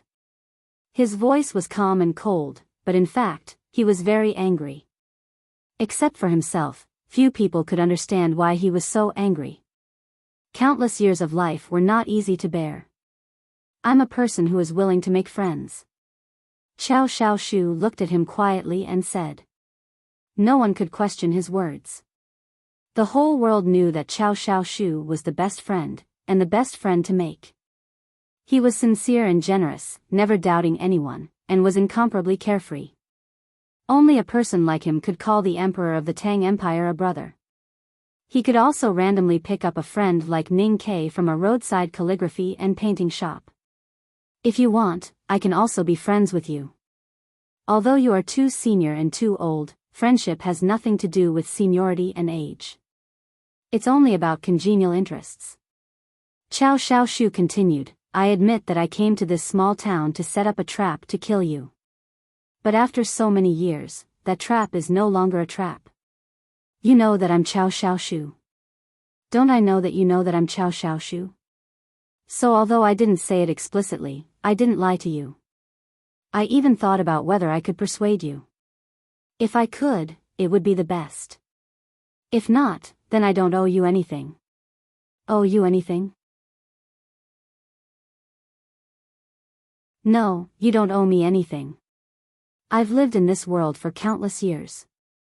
I've seen countless sinister and cunning people. I've experienced countless schemes and the ugliest, most deformed, and most perverted things in the world. So, do you really think I care about that cup of tea in the shop? The drunkard looked at him and said emotionlessly, your trap is no longer a trap for me. He was one of the most powerful grand cultivators in the history of cultivation. Chow Xiaoshu was only at the knowing destiny state when he was at his peak. Now he could no longer cultivate and became an ordinary person. As long as he glanced at Xiao Xiaoshu would die. Neither Ning Ke nor Sang Sang could stop it. Xiao Xiaoshu looked back at him calmly and fearlessly and said, "I've said it before. It's no longer a trap. But when you want to kill me, it will reappear." The drunkard asked, "What do you mean?" Xiao Xiaoshu said, "I'm the trap." The drunkard slightly raised his eyebrows. Xiao Xiaoshu said again, "I'm waiting for the right moment." The right moment was the right moment. Ning Ke had been waiting for an opportunity. He was waiting for the moment and the drunkard could no longer enter the distanceless state. He had waited for 2 days and 1 night, but it didn't happen. Xiao Xiaoshu was also waiting for an opportunity. He had been waiting for several years. But the opportunity he was waiting for was different from Ning Ke's. He was waiting for the right moment to find him. The drunkard didn't want to listen anymore. Out of the inexplicable anger and the presence of Ning Ke and Haotian, he decided to kill Xiao Xiaoshu. He slapped at Xiao Xiaoshu's chest. Xiao Xiaoshu couldn't avoid the attack of a grand cultivator. Xiao Xiaoshu didn't want to avoid it either. He felt the coming of death. Even though he was determined and had already seen through the vast seashore flower, he couldn't help but fall into a trance for a moment. The drunkard's palm fell on his chest and abdomen. With a soft sound, a sharp sword tip pierced out from his palm. It was an invisible sword. The sword edge was cold and the sword style was condensed and clear. Where did this sword come from? This sword had always been in Xiao Xiaoshu's body. Some people had a ghost in their left eye, some had a person in their sense of perception, some had a soul in their ring, and some had a sword in their body. The sword was not hidden in the belly of a fish, but in his abdomen. No matter where the drunkard's palm fell, as long as the killing intent came, the sword would appear. At this moment, the sword pierced through his chest and abdomen, and then pierced through the drunkard's palm. This was the sword's self-reaction. It was a gesture of mutual destruction. The drunkard's face suddenly turned pale, and he felt extreme fear. He screamed and quickly retreated. After a few steps back, his body had already turned invisible. However, the sword came faster.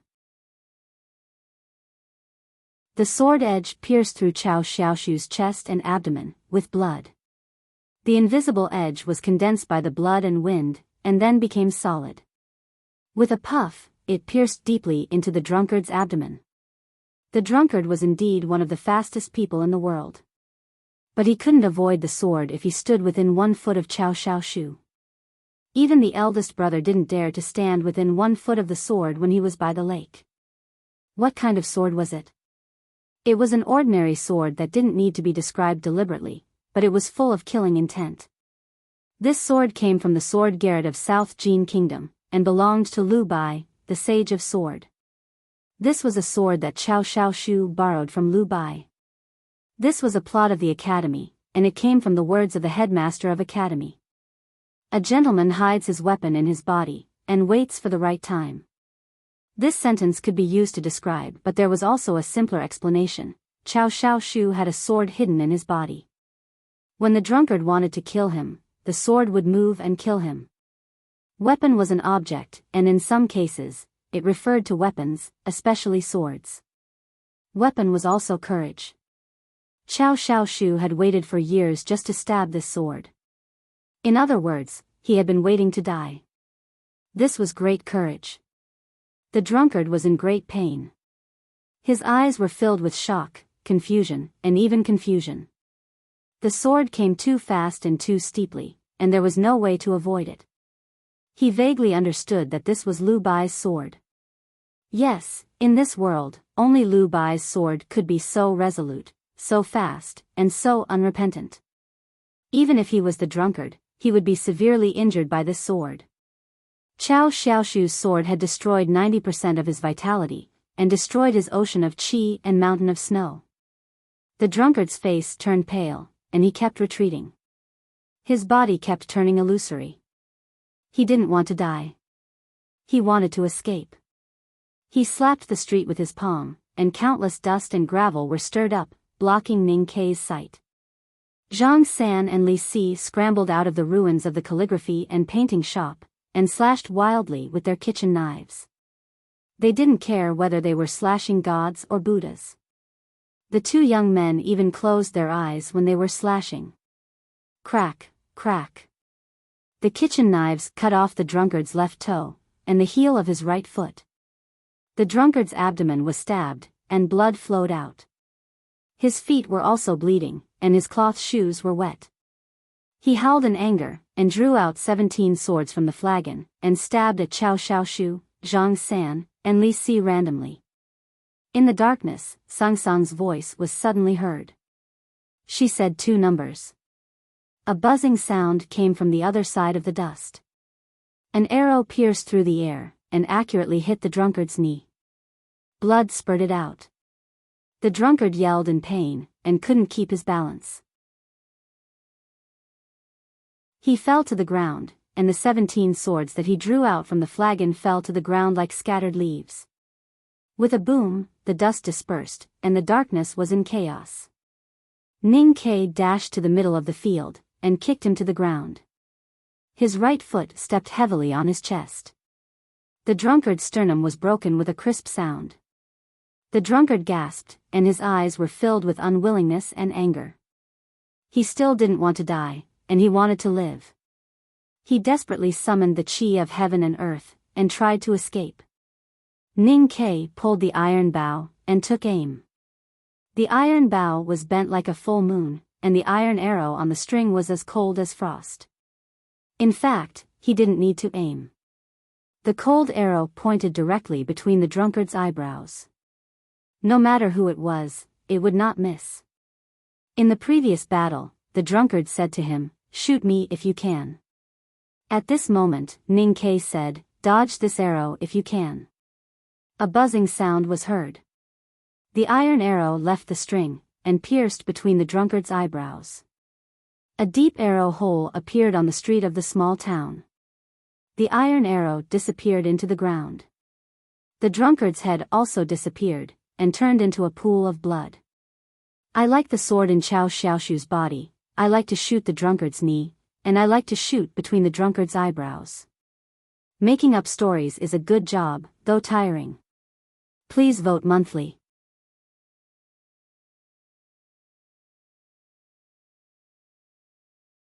Chapter 1144. He wanted to wrap up the final plot and make it more solid. I believe everyone is as confident as I am. TSK, who are we? If we work hard, even Sang Sang is afraid of us. Tomorrow at the 3rd watch. Yes, please cast your monthly vote.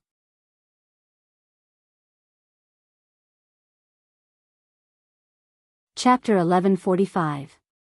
There was a sentence in the chapter from the day before yesterday. It was a single line. I wrote it like this sentence describes. Maybe some students didn't see it and thought that I just typed the wrong punctuation. Actually, that's not the case.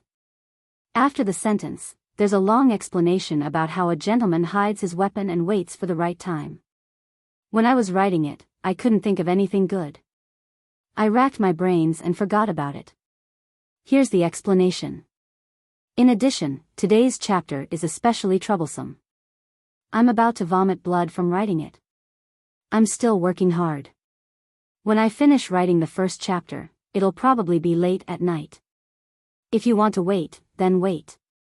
If you don't want to wait, then go to bed early. You can read it tomorrow because this paragraph is indeed a little twisted. You're tuning in to the Biyao's Wuxia Chronicles YouTube channel. Don't forget to subscribe and join us on this journey to catch the most captivating stories.